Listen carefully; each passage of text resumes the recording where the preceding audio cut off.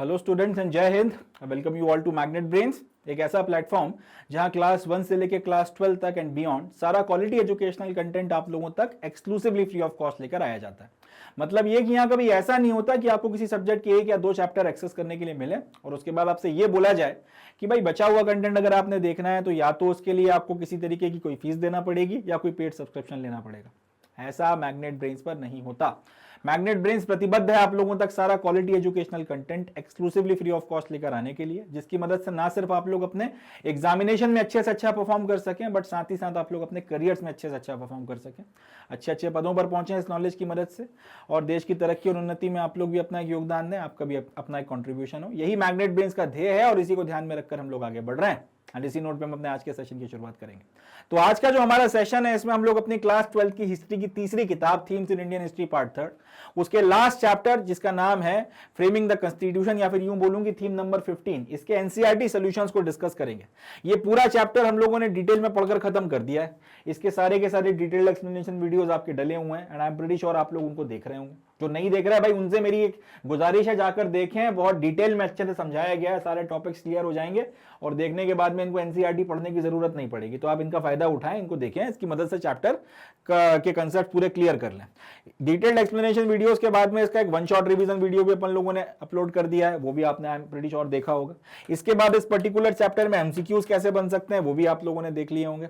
अब लास्ट जो टॉपिक बचता है इस चैप्टर में वो है इस चैप्टर में क्वेश्चंस कैसे पूछे जा सकते हैं, एनसीईआरटी में किस तरीके के क्वेश्चंस पूछे गए और किस तरीके से हमको उनका जवाब देना है, वो हम लोग जो है आज के सेशन में देखने वाले हैं। तो इस चैप्टर में नॉलेज तो हमने पूरा गेन कर लिया है। अब एनसीईआरटी के क्वेश्चंस वगैरह का सॉल्यूशंस वगैरह से हमको 2-3 बातें समझ में आएंगी। एक तो ये इसमें सवाल कैसे बनते हैं, दूसरा ये कि इनके सवालों का जवाब हमको कैसे देना है। इस सारी बात के बेसिस पर जो है इस सबकी मदद से होगा ये कि हमारी एग्जामिनेशन की प्रिपरेशन ज्यादा अच्छी होगी, ज्यादा बेटर होगी और हम अच्छे से अच्छा जो है स्कोर कर पाएंगे, बढ़िया से बढ़िया जो है मार्क्स हम लोग अपने एग्जामिनेशन में लेकर आ पाएंगे। तो इस सेशन का फायदा उठाएं, एक तो अपना नॉलेज टेस्ट करें, दूसरा ये समझें कि इस नॉलेज को प्रेजेंट कैसे करना है, किस तरीके से जो है आपने रखना है सामने, ताकि आपके एग्जामिनर आपको ज्यादा से ज्यादा मार्क्स दे, अच्छे से अच्छे मार्क्स दे और आप बढ़िया से बढ़िया स्कोर कर सकें। ये बेसिकली उसी तरह से है कि खाना हमने बहुत अच्छा बनाया, अब थाली में सजाना कैसे है ताकि देखने में भी रुचिकर लगे और सामने वाला जो है उसको बड़े मन से और मनोयोग से जो है उसको ग्रहण करे। ये बेसिकली हम लोग यहां पर अब ये चीज जो है आज के सेशन में करने वाले हैं। So now without any further ado here we begin. चलें शुरू करते हैं। तो जो पहला क्वेश्चन है इसमें हमसे पूछा गया है what were the ideals expressed in the objective resolution. अब अपने को यह बताना है कि जो ऑब्जेक्टिव रेजोल्यूशन था जिसको पंडित नेहरू ने अपना कॉन्स्टिट्यूएंट असेंबली में पेश किया था, इसमें क्या आइडियल्स वगैरह जो थे उनको एक्सप्रेस किया गया था। थोड़ा सा मैं आपको बैकग्राउंड दे देता हूँ। अपना जो कैबिनेट मिशन प्लान था, कैबिनेट मिशन प्लान ने एक कॉन्स्टिट्यूएंट असेंबली बनाई थी।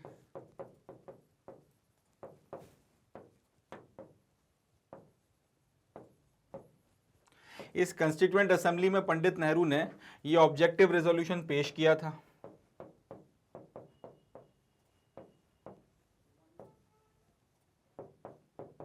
और इस ऑब्जेक्टिव रेजोल्यूशन के बेसिस पर आपका जो कॉन्स्टिट्यूशन की पूरी मेकिंग है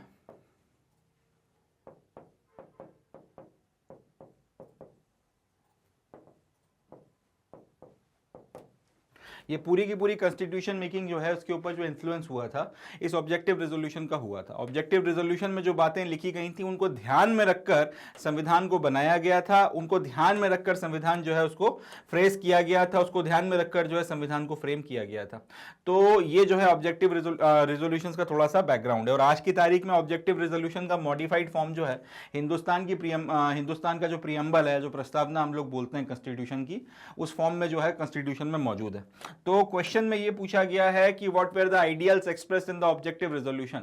आपका जो ऑब्जेक्टिव रेजोल्यूशन था इसमें कौन कौन से आइडियल्स वगैरह को एक्सप्रेस किया गया था जिसके चलते ये जो डॉक्यूमेंट है इसका कॉन्स्टिट्यूशन मेकिंग के ऊपर इतना ज्यादा असर अपने को देखने को मिलता है। ये जो है अपना क्वेश्चन है। अब इसका जवाब हम लोग देना शुरू करेंगे। तो सवाल को अगर आप ध्यान से देखें तो इसमें यह पूछा गया है कि आइडियल्स कौन कौन से एक्सप्रेस किए गए थे ऑब्जेक्टिव रेजोल्यूशन में। इसका मतलब यह है कि एज सच ऑब्जेक्टिव रेजोल्यूशन वगैरह जो है उस पर सवाल नहीं पूछा गया। ऑब्जेक्टिव रेजोल्यूशन रेजोल्यूशन में जो आपकी बातें कही गई थी, उनके पीछे का जो लॉजिक या फिर उनके पीछे का जो तर्क था, उस फिलॉसफी को डिस्कस हम लोगों को करना है। तो इसका जवाब हम लोग इस तरह से देंगे कि भाई जवाहरलाल नेहरू जो है, उन्होंने ऑब्जेक्टिव रेजोल्यूशन को कॉन्स्टिट्यूएंट असेंबली में पेश किया था 13 दिसंबर 1946 को। अब बहुत से लोगों को तारीख याद नहीं रहेगी तो भी कोई दिक्कत नहीं है, अगर आप दिसंबर 1946 लिख दें या फिर तारीख बिल्कुल भी ना लिखें तो भी चल जाएगा, मगर ये बात अपने को मेंशन करनी है कि भाई जवाहरलाल नेहरू साहब जो थे, उन्होंने ऑब्जेक्टिव रेजोल्यूशन को कॉन्स्टिट्यूएंट असेंबली में, संविधान सभा में पेश किया था। इतना भी अगर आप लिख देंगे तो चल जाएगा। साथ में अगर आप ये 13 दिसंबर 1946 की तारीख याद रख सकते हैं तो और ज्यादा अच्छा है। तो ऑब्जेक्टिव रेजोल्यूशन जो है उसको आपने कॉन्स्टिट्यूएंट असेंबली में आपका प्रेजेंट किया था, मूव किया था 13 दिसंबर 1946 को। It gave a brief account of the ideals and objectives of the constitution. अब ऑब्जेक्टिव रेजोल्यूशन में उन सारी चीजों का, वो सारे आइडियल्स और वो सारे ऑब्जेक्टिव्स, यानी कि वो सारे के सारे सिद्धांत और वो सारे के सारे लक्ष्य, वो सारे के सारे गोल्स जो कॉन्स्टिट्यूशन बनाकर हम अचीव करना चाहते थे, उनके एक ब्रीफ अकाउंट आपको दिया गया था। और वो सारे के सारे आइडियल्स या ऑब्जेक्टिव्स ये हैं, या फिर उनमें से जो मेजर आइडियल्स ऑब्जेक्टिव्स हैं वो ये रहे। इस तरीके से आपने दीस आर द फॉलोइंग करके हेडिंग बनानी है और फिर लिखना है। India was declared an independent sovereign Republic. सबसे पहले तो ऑब्जेक्टिव रेजोल्यूशन में हिंदुस्तान को एक इंडिपेंडेंट सोवरेन रिपब्लिक डिक्लेयर किया गया था। अब यहां पे तीनों शब्दों के अपने अपने अलग अलग महत्व हैं। इंडिपेंडेंट का अपना महत्व है, सोवरेन का अपना महत्व है और रिपब्लिक का अपना महत्व है। देखिए, इंडिपेंडेंट का मतलब यह है कि हमारे ऊपर अब किसी और का शासन नहीं है, हिंदुस्तान का फैसला हिंदुस्तान के लोग या हिंदुस्तान के लोगों के द्वारा चुनी गई सरकार करेगी, पहली चीज। सोवरेन का मतलब यह है कि हम अपने internal as well as external affairs जो भी हैं, हमारे अंदर आपके अंदरूनी मामले हो गए चाहे हमारे बाहर के विदेशी मामले हो गए, हम सारे के सारे मैटर खुद डिसाइड करेंगे, कोई हमको गाइड नहीं कर सकता। और तीसरा रिपब्लिक। रिपब्लिक का मतलब यह होता है कि हमारे जितने भी आपके पब्लिक ऑफिसेज हैं, पब्लिक ऑफिसेज का मतलब जो भी आपके प्राइम मिनिस्टर, प्रेसिडेंट और ये सारी की सारी पोस्ट हैं, खासतौर पे आपका जो हाईएस्ट पोस्ट है प्रेसिडेंट की, ये जो है हेरिडेटरी नहीं है, मतलब ये किसी एक पर्टिकुलर व्यक्ति के लिए या परिवार के लिए रिजर्व नहीं है। इसके ऊपर भी जो व्यक्ति चुनकर आएगा, चाहे डायरेक्टली चुनकर आए इलेक्शंस के थ्रू, चाहे इनडायरेक्ट इलेक्शंस के थ्रू चुनकर आए, मगर जो भी व्यक्ति आएगा वो इलेक्शन के थ्रू चुनकर आएगा। रिपब्लिक वर्ड का मतलब है जो आपकी हाईएस्ट पोस्ट होती है आपके देश में। हमारे देश में हाईएस्ट पोस्ट कौन सी है? प्रेसिडेंट की है। अब कई लोग बोलेंगे कि हमारा प्राइम मिनिस्टर ज्यादा पावरफुल होता है, वो सब ठीक है, मगर प्रेसिडेंट की पोस्ट टेक्निकली हाईएस्ट पोस्ट है। तो इंडिया को रिपब्लिक डिक्लेयर करने का मतलब हिंदुस्तान की जो हाईएस्ट पोस्ट है उस पर जो भी व्यक्ति आएगा वो इलेक्ट होकर आएगा, ना कि सिलेक्ट होकर आएगा, या फिर वो ऐसा नहीं है कि किसी के लिए वो पोस्ट वगैरह रिजर्व है। एक सर्टेन टाइम पीरियड तक के लिए बंदा आएगा और वो भी इलेक्शन वगैरह के थ्रू आएगा। तो पहली चीज, एक तो पहला पॉइंट तो ये हो गया कि इंडिया जो है उसको इंडिपेंडेंट सोवरेन रिपब्लिक माना गया था। दूसरा, justice, equality and fraternity were assured to all the citizens of India. अब हिंदुस्तान के जितने भी नागरिक हैं, सारे नागरिकों के लिए जस्टिस, इक्वालिटी और फ्रेटर्निटी जो है उसको एश्योर किया गया था। मतलब भारत के हर नागरिक को बिना किसी भेदभाव के इंसाफ मिलेगा, बराबरी का व्यवहार या बराबरी का ट्रीटमेंट मिलेगा, और सबके साथ में जो है भाईचारे, सबको भाईचारे के साथ में रहना है, सबके साथ में जो है भाईचारे के भाव के साथ में जो है व्यवहार किया जाएगा, उसकी डिग्निटी का जो है ध्यान वगैरह रखा जाएगा। तो ये तीन तरीके की चीजें जो हैं इनको भी इंश्योर किया गया था। उसके बाद माइनॉरिटीज वगैरह के लिए, जो आपके जैन हो गए, पारसी हो गए, बुद्धिस्ट हो गए, सिख हो गए, जो ये सारी आपकी माइनॉरिटीज वगैरह हैं, इन सारी माइनॉरिटीज के लिए एडिक्वेट सेफगार्ड्स वगैरह प्रोवाइड किए गए थे। It refer to the well being of the backward and the depressed classes. आपकी जो बैकवर्ड और डिप्रेस्ड क्लासेस हैं, जो आपकी बैकवर्ड या फिर डिप्रेस्ड क्लासेस वगैरह हैं, उनके वेल बीइंग का जो है बकायदा इसमें ध्यान रखा गया था। बोला गया था कि संविधान में इस तरीके के प्रावधान डालने हैं कि आपकी जो बैकवर्ड क्लासेस हैं, जिनके साथ में काफी वक्त तक काफी कुछ ठीक नहीं रहा, उनका जो है वेल बीइंग किया जा सके, उनका ध्यान रखा जा सके। It was made an objective that India would continue it was made an objective that India would combine the liberal ideas of democracy with the socialist idea of economic justice. ये भी एक ऑब्जेक्टिव बनाया गया था कि भारत का जो संविधान लिखा जा रहा है, इसमें हम लोग दो चीजें करेंगे। पहला तो आपकी जो ये डेमोक्रेसी का आइडिया है, यानी कि जो लोकतंत्र है, कि कोई भी जो है आपका परमानेंट रूल नहीं करेगा, आपका वक्त वक्त पर इलेक्शंस होंगे और सरकार चुनकर आएगी। डेमोक्रेसी का ये जो आइडिया है कि किसी के हाथ में परफेक्ट पावर नहीं होगी, उसको हम लोग सोशलिस्ट आइडियाज जो हैं आपके इकोनॉमिक जस्टिस के साथ में, सोशलिज्म ऑफ इकोनॉमिक्स आप कह लीजिए या फिर सोशलिस्ट आइडिया ऑफ इकोनॉमिक्स कह लीजिए, इसके साथ में हम लोग जोड़ देंगे। सोशलिज्म क्या बोलता है कि सरकार जो है वो सबका ध्यान रखेगी, सबको जो है आपका जो जो नीड्स वगैरह हैं, किसको क्या क्या चाहिए वो सारी चीज़ें इंश्योर कर कर उनको वो सारी चीज़ें प्रोवाइड करवाएगी। इसके बाद सरकार जो है आपका पूरा खाने पीने रहने सारी चीज़ों की व्यवस्था वगैरह करेगी और उसका इक्वल डिस्ट्रीब्यूशन होगा समाज में, बराबरी के साथ में इस चीज़ का डिस्ट्रीब्यूशन किया जाएगा। आपकी हर ज़रूरत का जो है ख्याल रखा जाएगा, आपके बेसिक स्टैंडर्ड ऑफ लिविंग जो है वो सरकार बनाकर रखेगी। तो ये जो आपका पर्टिकुलर थॉट प्रोसेस है, ये आपका सोशलिस्ट जस्टिस, ये सोशलिस्टिक आइडिया है इकोनॉमिक जस्टिस का। सोशलिस्टिक आइडिया इकोनॉमिक जस्टिस का इसलिए है, अगर आप सब लोगों को बराबरी से खाने के लिए दे रहे हो, बराबरी से पीने के लिए दे रहे हो, बराबरी से जो है आप उसको रहने की व्यवस्था दे रहे हो, उनके साथ में एक जैसा ट्रीटमेंट कर रहे हो, तो यहां पे बेसिकली आप कर ये रहे हो कि सबके साथ में इक्वल ट्रीटमेंट कर रहे हो इररेस्पेक्टिव ऑफ हिज पोजीशन, वो कास्ट, कम्युनिटी, रिलीजन जो भी है। तो ये जो इकोनॉमिक जस्टिस का आइडिया था ये सोशलिज्म से लिया गया है, या फिर उस वक्त में सोवियत रशिया का जो है थॉट प्रोसेस हुआ करता था। तो ये चीज एक अच्छी थी, वहां से उठा ली। मगर साथ ही साथ डेमोक्रेसी भी होनी चाहिए। डेमोक्रेसी का लिबरल आइडिया जो है कि भाई लोकतंत्र होना चाहिए, कोई एक परमानेंटली राज नहीं कर सकता, और प्लस यहाँ पे लोगों का शासन नहीं चलेगा, यहाँ पे कानून का राज चलेगा। सारी सरकार जो है उनको भी अपना काम, उनका कंडक्ट जो है कानून के तहत में करना पड़ेगा। तो ये जो थॉट प्रोसेस वगैरह था कि ये दोनों चीजों को मिलाने का जो है ऑब्जेक्टिव है, ऐसा संविधान बनाया जाए कि इसमें डेमोक्रेसी और सोशलिस्ट दोनों, डेमोक्रेसी के आइडियाज और सोशलिज्म जो है उसका इकोनॉमिक जस्टिस का कंसेप्ट जो है दोनों मिलकर आ जाएं। ये आपके संविधान का ऑब्जेक्टिव होगा, इस तरीके का संविधान बनाना। ये सारी बात भी ऑब्जेक्टिव रेजोल्यूशन में लिखी गई थी। India would adopt that form of government which would be acceptable to its people. अब बड़ी इंटरेस्टिंग बात है, इसमें यह बोला गया था ऑब्जेक्टिव रेजोल्यूशन में कि हिंदुस्तान उस तरीके की सरकार चूज करेगा जिस तरीके की सरकार उसके लोगों को पसंद होगी, यानी कि जिस तरीके की सरकार वो चाहेंगे उस तरीके की सरकार हम लोग यहां पर जो है उस तरीके की गवर्नमेंट का मॉडल या फिर उस तरीके की गवर्नमेंट का सिस्टम अडॉप्ट करेंगे। अकॉर्डिंगली हम लोगों ने parliamentary system of democracy adopt किया, जिसमें हर 5-5 साल में इलेक्शंस होते हैं। आपका जनता जो है लोगों को आपका चुनकर भेजती है, और फिर वो जो चुने हुए लोग होते हैं स्टेट के लेवल पर अपनी स्टेट गवर्नमेंट इलेक्ट करते हैं, और नेशनल के लेवल, नेशन के लेवल पर जो अपनी नेशनल गवर्नमेंट इलेक्ट करते हैं। इस तरीके से जो है आपका काम चलता है, कारोबार वगैरह जो है चलता है। तो इंडिया जो है उस तरीके की फॉर्म ऑफ गवर्नमेंट अडॉप्ट करेगी जो उसके लोगों को एक्सेप्टेबल होगा, और ये पर्टिकुलर बात ऑब्जेक्टिव रेजोल्यूशन में लिखी हुई थी। अकॉर्डिंगली इसके चलते हम लोगों ने किस तरीके की government, constituent form of government, या फिर इस तरह से बोलना चाहिए कि पार्लियामेंट्री फॉर्म ऑफ गवर्नमेंट जो है इसको अडॉप्ट कर लिया था।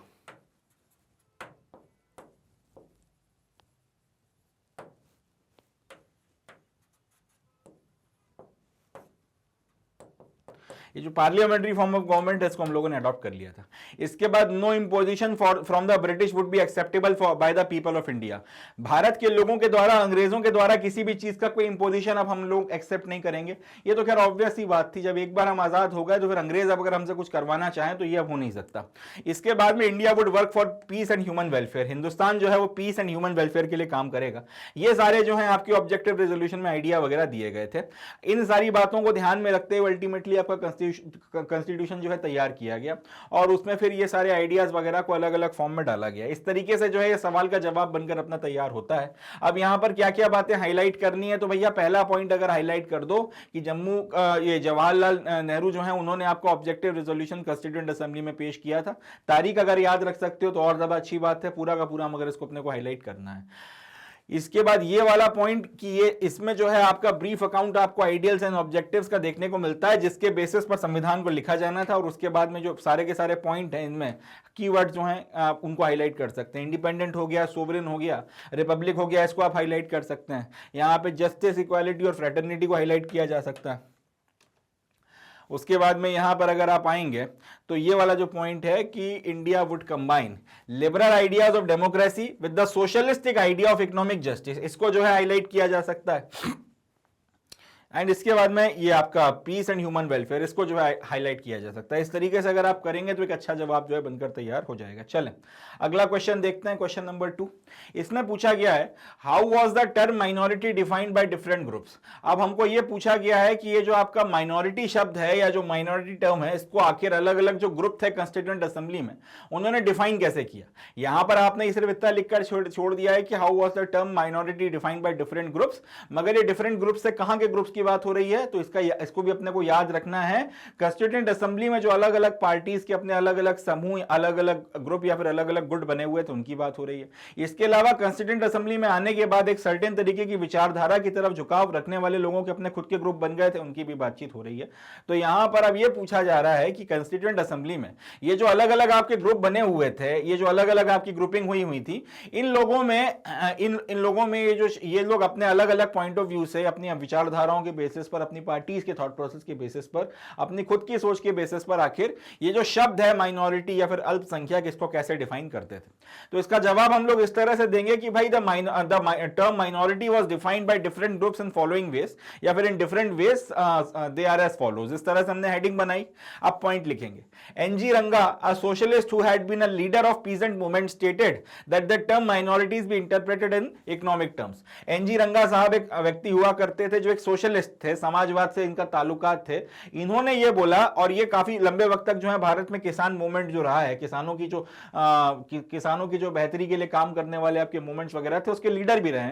तो एनजी रंगा साहब ने ये बोला कि भाई देखिए, माइनॉरिटी जो शब्द है इसको इंटरप्रेट करना चाहिए इकोनॉमिक टर्म्स में, यानी कि आर्थिक आधार पर जो है आप माइनॉरिटी कौन है कौन नहीं है वो डिसाइड करोगे।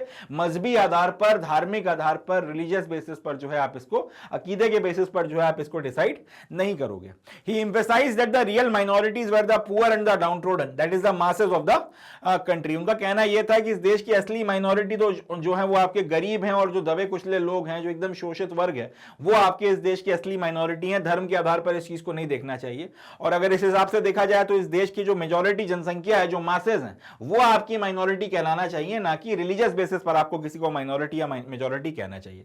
These include tribal people and poor villagers who are exploited by money lender, zamindar, malguzar and other people. उन्होंने फिर आगे कहा कि इसमें खास तौर पे जो आपके ट्राइबल पीपल हैं और जो गरीब आपके गांव वाले हैं वो शामिल हैं, जिनका हर आदमी जो है एक्सप्लॉइटेशन करता है। जैसे कि आपके मनी लेंडर्स हो गए, वो जीने नहीं देते उनको, जमींदार हो गए, मालगुजार हो गए, जितने भी लोग हैं परेशान वगैरह करते हैं इनको। इसके बाद Jaipal Singh and Adivasi stated that tribes were not a numerical minority but they needed protection. तो इसी बात को आगे बढ़ाते हुए एक व्यक्ति हुआ करते थे जयपाल सिंह, वो आदिवासी भी थे। उन्होंने ये बात बोली कि ट्राइब्स को अगर आप ध्यान से देखोगे नंबर्स के बेसिस पर तो वो माइनॉरिटी नहीं है।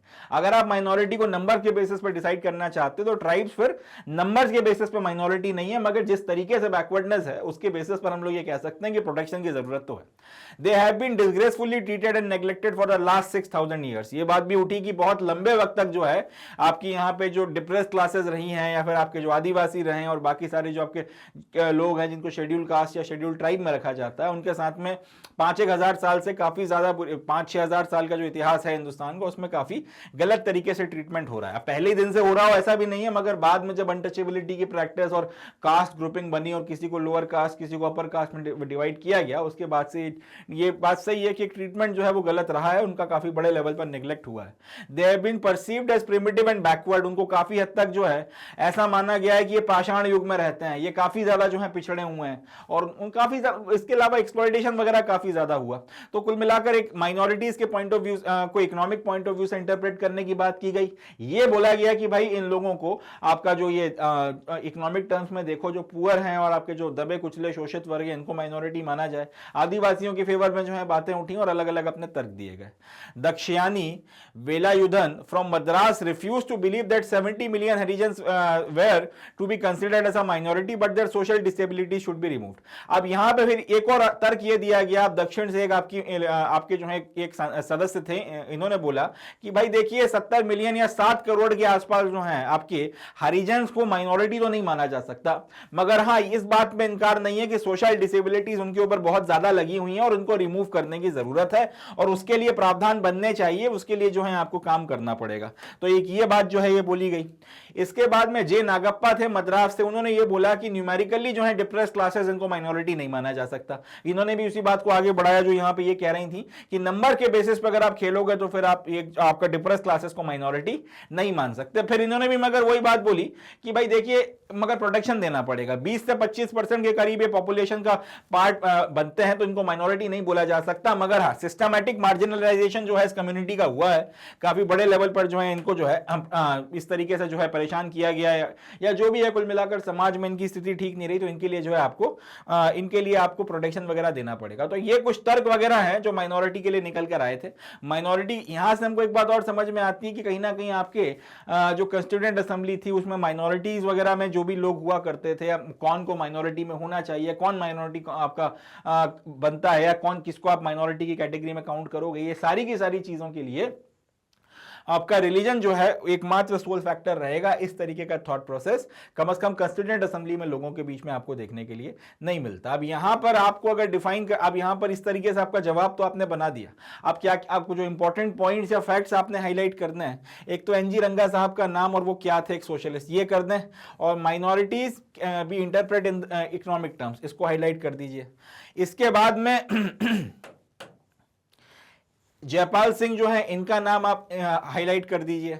उसके बाद में फिर आप यहां पर आ जाइए, दक्षियानी वेलायुधन का नाम जो है आप हाईलाइट कर सकते हैं। यही बात जे नागप्पा साहब के साथ में है, इनको आप हाईलाइट कर सकते हैं। इस तरीके से जो है कुछ इंपॉर्टेंट नाम आप यहाँ पे हाईलाइट कर दें और सामने वाला समझ जाएगा इसके बेसिस पे कि आपने पढ़ाई करी है, आपको बेसिकली इन चीज़ों का नॉलेज है और आप चीज़ जो है पढ़ लिख कर आए, तो इसके बेसिस पर आपको फायदा मिलेगा। अगला, What were the arguments in favor of greater power to the provinces? अब आपको ये बताना है कि जो आपके प्रांत थे या फिर जो प्रोविंसेस वगैरह थी उनको ज्यादा पावर दिया जाना चाहिए, इस बात को लेकर क्या आर्ग्यूमेंट वगैरह किए गए थे। थोड़ा सा बैकग्राउंड दे देता हूं। जब ये डिसाइड होना था कि जो पावर का डिस्ट्रीब्यूशन है वो कैसे होगा, केंद्र सरकार के पास में कितनी पावर्स होंगी और राज्य सरकार के पास में कितनी पावर्स होंगी, तो प्रस्ताव ये रखा गया था कि भाई केंद्र सरकार को ज्यादा पावरफुल बनाया जाएगा, राज्य सरकारों को उतनी पावर कंपैरेटिवली नहीं दी जाएगी। पावर दी जाएगी, अच्छी खासी पावर दी जाएगी, बट उतनी पावर भी नहीं दी जाएगी जितना केंद्र सरकार के पास में। अब इस बात को लेके कई लोगों ने काफी विरोध किया और ये बोला कि नहीं भाई, राज्यों को भी जो है आपने और ज्यादा पावर देनी चाहिए, प्रोविंसेस वगैरह जो बनाओगे आप, प्रांतों की जो प्रोविंशियल गवर्नमेंट्स होंगी, जो जिनको बाद में अपन लोग स्टेट गवर्नमेंट बोलने लगे, इनको और पावर दिया जाना चाहिए। तो सवाल ये पूछा गया है कि इनको और ज्यादा पावर दिया जाना चाहिए, ये जो तर्क है, ये जो आर्ग्यूमेंट है, इसके फेवर में क्या क्या तर्क दिए गए थे, क्या क्या लॉजिक दिया गया था, वो अब हमको बताना है। तो जवाब हम लोग इस तरह से शुरू करेंगे कि K Santhanam, a member from the Madras, defended the rights of the state in the constituent assembly, he emphasized the need to strengthen the states. अब यहां के संथानम का नाम मेंशन कर अगर एग्जामिनर पहली लाइन में पढ़ लेगा तो वो समझ जाएगा कि बंदा जो है एनसीईआरटी बढ़िया घोट कर, पी कर, रट कर अच्छे से आया है, इसको पता है, तो एक तो इंप्रेशन ठीक जाएगा। ठीक है जी। तो के संथानम जो है आपके एक मद्रास से जो है वो आते थे कंस्टिट्यूएंट असेंबली में। इन्होंने ये बोला या फिर इन्होंने डिफेंड किया कि कंस्टिट्यूएंट असेंबली में स्टेट्स के राइट्स को, उन्होंने बोला या उन्होंने ये बात कही कि हमको राज्य सरकारों को और ज्यादा मजबूत करने की जरूरत है, उनको और ज्यादा पावर देने की जरूरत है। वो ये नहीं चाहते थे कि राज्यों की अपेक्षा सेंटर्स के पास में ज्यादा, सेंट्रल गवर्नमेंट के पास में ज्यादा पावर जो है दी जाए। उनका कहना यह था, इनकी ओपिनियन ये थी कि भाई सेंटर जो है वो एफिशिएंटली अपनी सारी की सारी ड्यूटीज परफॉर्म नहीं कर पाएगा अगर आप उसको ओवरबर्डन कर दोगे। मतलब ये कि अगर आप सेंटर को 50 काम दे दो, आप उम्मीद करो कि सेंट्रल गवर्नमेंट वो 50 से 50 काम इफेक्टिवली कर ले, तो ना तो उनके पास में इतनी वर्कफोर्स है, ना उनके पास में इतने साधन है। तो इसलिए होगा, इसके चलते होगा ये कि सेंट्रल गवर्नमेंट उतना अच्छे से जो है अपना इफेक्टिवली सारे काम कर नहीं पाएगी क्योंकि वो बहुत ज्यादा ओवरबर्डन्ड है। मगर उसी की जगह अगर आप ये काम वगैरह स्टेट गवर्नमेंट के साथ में बांटते हो तो काम भी एफिशिएंटली अच्छे से होंगे और सेंट्रल गवर्नमेंट ओवरबर्डन भी नहीं होगी। मगर इसके लिए आप राज्यों के साथ में या स्टेट गवर्नमेंट के साथ में आपको पावर शेयरिंग करना पड़ेगी, वो आप करना नहीं चाह रहे हो। सेंट्रल गवर्नमेंट को आप बहुत ज्यादा मजबूत बनाना चाह रहे हो, ये चीज जो है एक्सेप्टेबल नहीं है। तो के संथानम साहब ने ये बोला था कि आप चाहते हो अगर कि सेंट्रल गवर्नमेंट अपने ड्यूटीज को अच्छे से एफिशिएंटली परफॉर्म करे, तो भैया उसके लिए भी ये जरूरी है कि स्टेट गवर्नमेंट को स्ट्रेंथन किया जाए, मजबूत बनाया जाए, उनके साथ में और ज्यादा जो पावर वगैरह है उसको शेयर किया जाए। तो इसके चलते जो है ये कह रहे थे ज्यादा पावर वगैरह जो है आपको देने की जरूरत है स्टेट्स को, ना सेंट्रल गवर्नमेंट के रिस्पेक्ट में, ना कि सेंट्रल गवर्नमेंट को आप ऑलमाइटी और ऑल पावरफुल बना दो और स्टेट गवर्नमेंट्स को जो है उनके सामने एक लचर और कमजोर बनाओ। आगे उन्होंने ये भी बोला था कि सेंटर अपने आप ऑटोमेटिकली बड़ा स्ट्रांग हो जाएगा अगर स्टेट्स को मजबूत बनाया गया। लॉजिक ये दिया गया कि स्टेट्स अपना सेंट्रल का काम बांट लेंगे, सेंट्रल के पास में करने के लिए कम काम होगा। अब वो जो कम काम है बड़ा डेडिकेशन और एफिशिएंसी के साथ में आप कर पाओगे।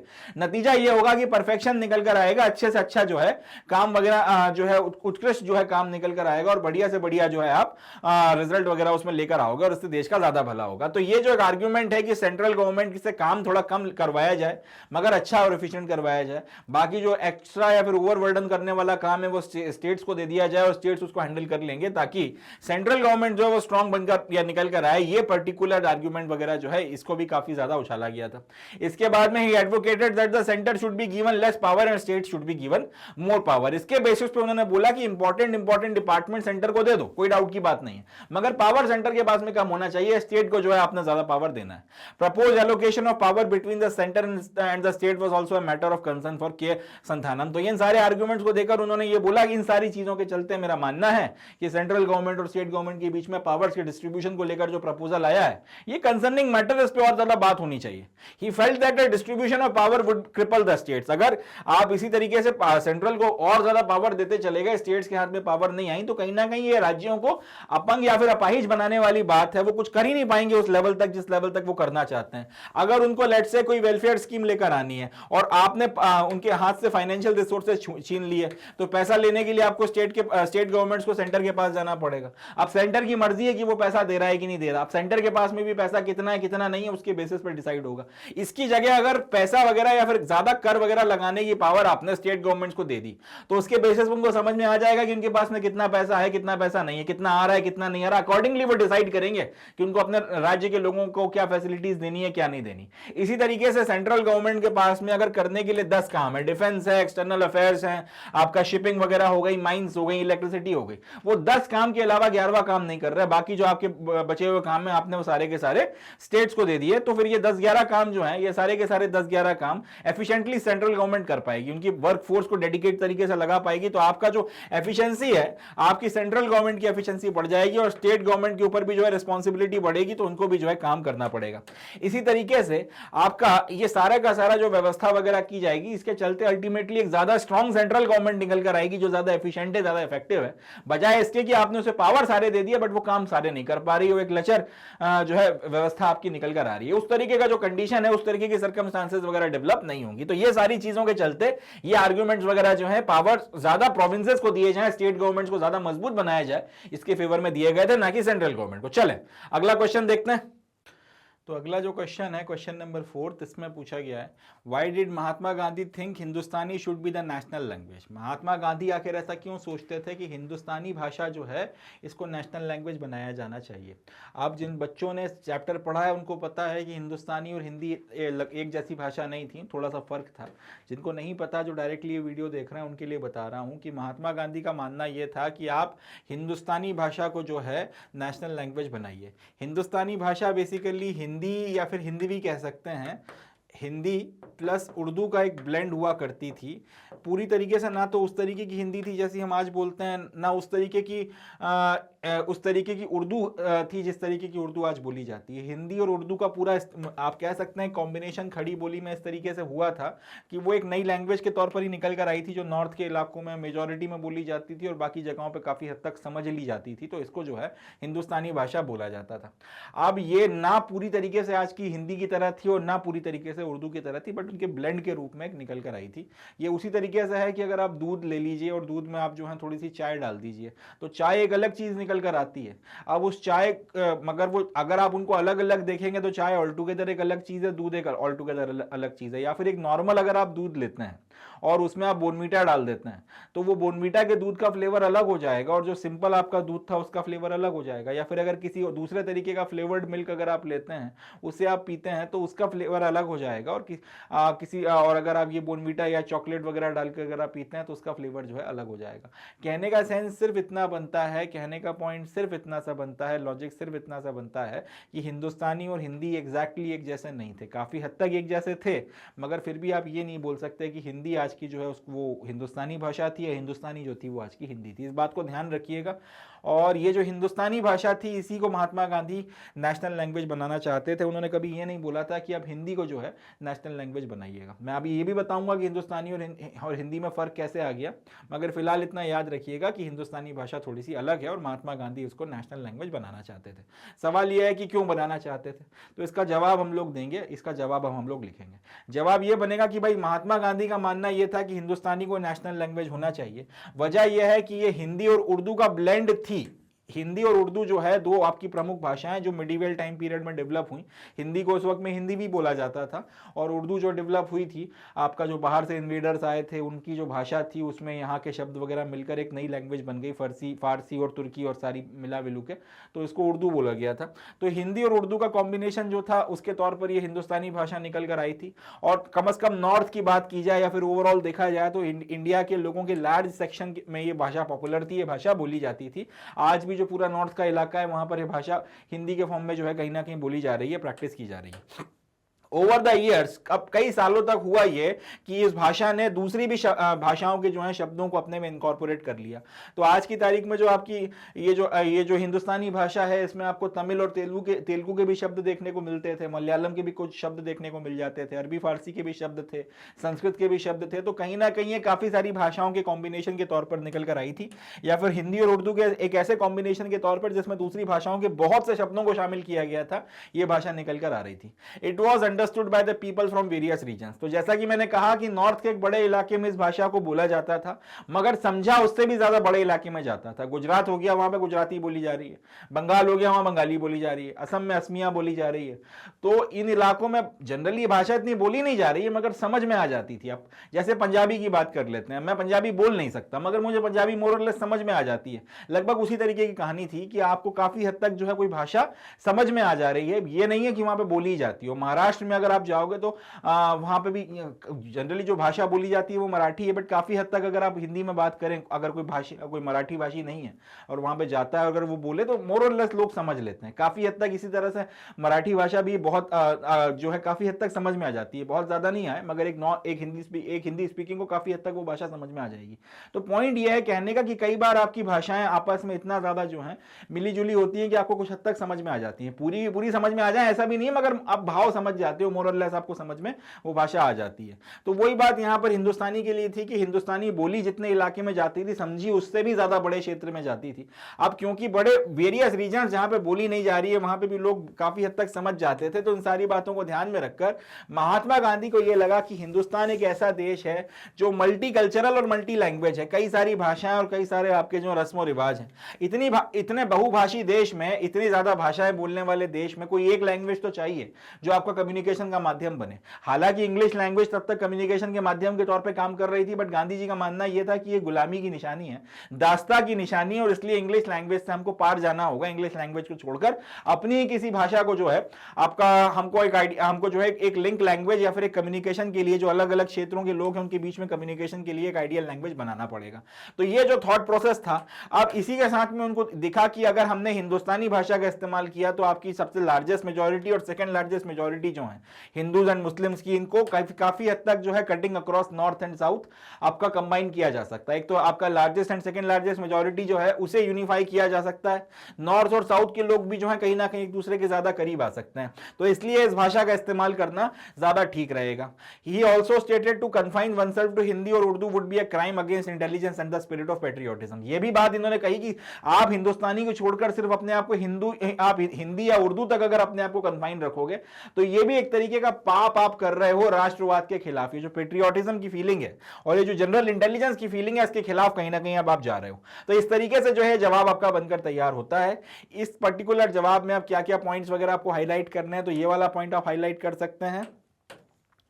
इसके बाद में आपका ये वाला पॉइंट आप हाईलाइट कर सकते हैं और ये वाला पॉइंट आप हाईलाइट कर सकते हैं। अब ये सवाल कि हिंदुस्तानी और हिंदी में फ़र्क क्या है। देखिए, हिंदुस्तानी भाषा में जैसा कि मैंने आपको बताया कि हिंदुस्तानी भाषा में संस्कृत के भी शब्द थे, उर्दू के भी शब्द थे, और इसके अलावा जो दूसरे आपके क्षेत्रों से आने वाली भाषाएं हैं उनके भी शब्द वगैरह काफ़ी बड़ी मात्रा में जो है इसमें शामिल किए गए थे।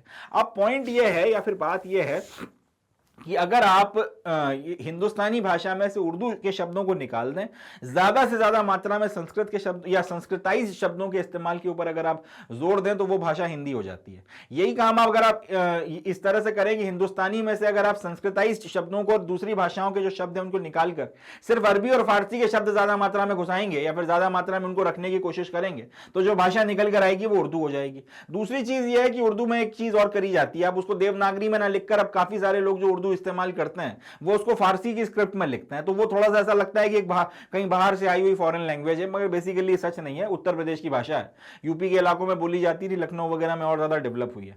बात क्या है, आपने उसका खत जो है, आपने उसकी जो स्क्रिप्ट है वो बदल दी, आप उसको अब पर्शियन में लिखते हो तो वो देखने में ऐसा लगता है कि मिडिल ईस्ट की कोई लैंग्वेज है, और ज्यादा से ज्यादा शब्द आप अरबी फारसी के इस्तेमाल करते हो, तो इसके चलते आपको एक फीलिंग आती है कि बाहर की भाषा। ऐसा नहीं है, याद रखिएगा, उर्दू उत्तर प्रदेश की लैंग्वेज है, यूपी में डेवलप हुई है, और आपका यूपी में डेवलप हुई है, और अगर आप देवनागरी में लिखोगे और अगर आप पढ़ोगे तो मोरलेस समझ में आ जाती है, कोई दिक्कत नहीं होती है। थोड़े बहुत शब्द इधर उधर नहीं भी आए समझ में, दो चार बड़े टेक्निकल से अरबी फारसी के डाल दिए जाए तो एक अलग बात है, मगर मोरलेस समझ में आ जाती है।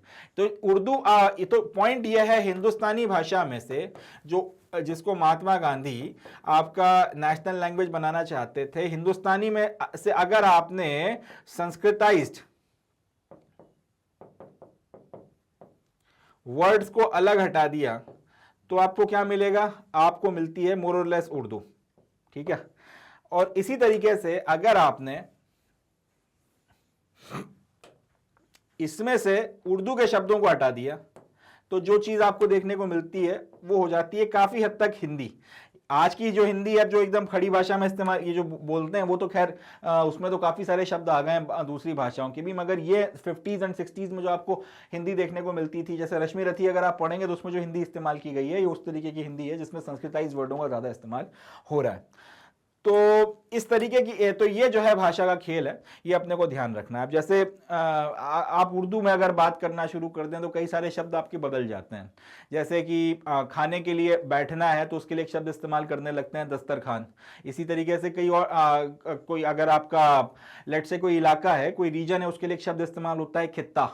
इसी तरीके से अगर कोई आपकी स्ट्रैटेजी है तो उसके लिए शब्द इस्तेमाल होता है हिकमत अमली। इस तरीके के शब्द वगैरह ज़्यादा इस्तेमाल होने लगे तो वही भाषा आपकी जो उर्दू हो जाती है। और इसी की जगह अगर आप दूसरे अगर आप आपका थोड़ा संस्कृताइज शब्दों का इस्तेमाल करने लगे, पानी के लिए जल बोलने लगे या पानी के लिए जल बोलने लगे, या फिर इसी तरीके से दूसरे शब्द वगैरह जो थोड़ा सा ज़्यादा संस्कृताइज्ड है उसका इस्तेमाल करने लगे, तो वो जो आपकी भाषा निकल कर आएगी वो हिंदी भाषा हो जाएगी। तो ये अपने को याद रखना है। बाकी इसमें और ज़्यादा डिफरेंस वगैरह ऐसा निकल कर नहीं आता। तो ये जो है गांधी जी का लॉजिक था कि इसलिए आपका जो ये भाषा है इसको जो है हिंदुस्तानी भाषा जो है इसको हम लोगों को नेशनल लैंग्वेज बनाना चाहिए। क्वेश्चन नंबर 4 हो गया। अगला शब्द देखते हैं, अगला जो क्वेश्चन है वो देखते हैं, क्वेश्चन नंबर 5। तो जो नेक्स्ट क्वेश्चन है क्वेश्चन नंबर 5, इसमें पूछा क्या गया है, what historical forces shaped the vision of the constitution.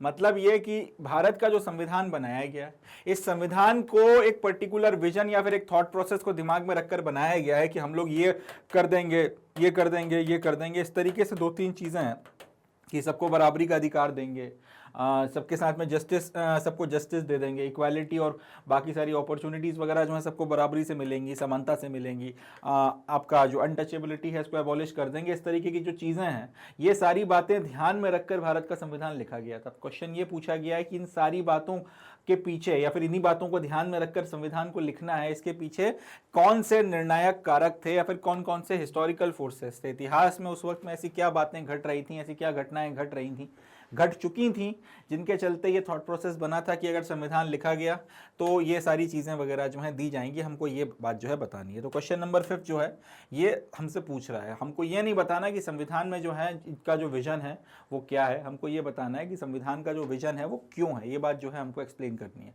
तो क्वेश्चन का जवाब इस तरह से बनता है, following are some historical forces which shape the vision of the constitution. ये जो है कुछ आपके हिस्टोरिकल फोर्सेज हैं जो जिसके चलते हमारे संविधान का जो विजन है वो शेप आउट हुआ था, या जिसके चलते हमारा संविधान वो बनकर आया जो वो बनकर आया।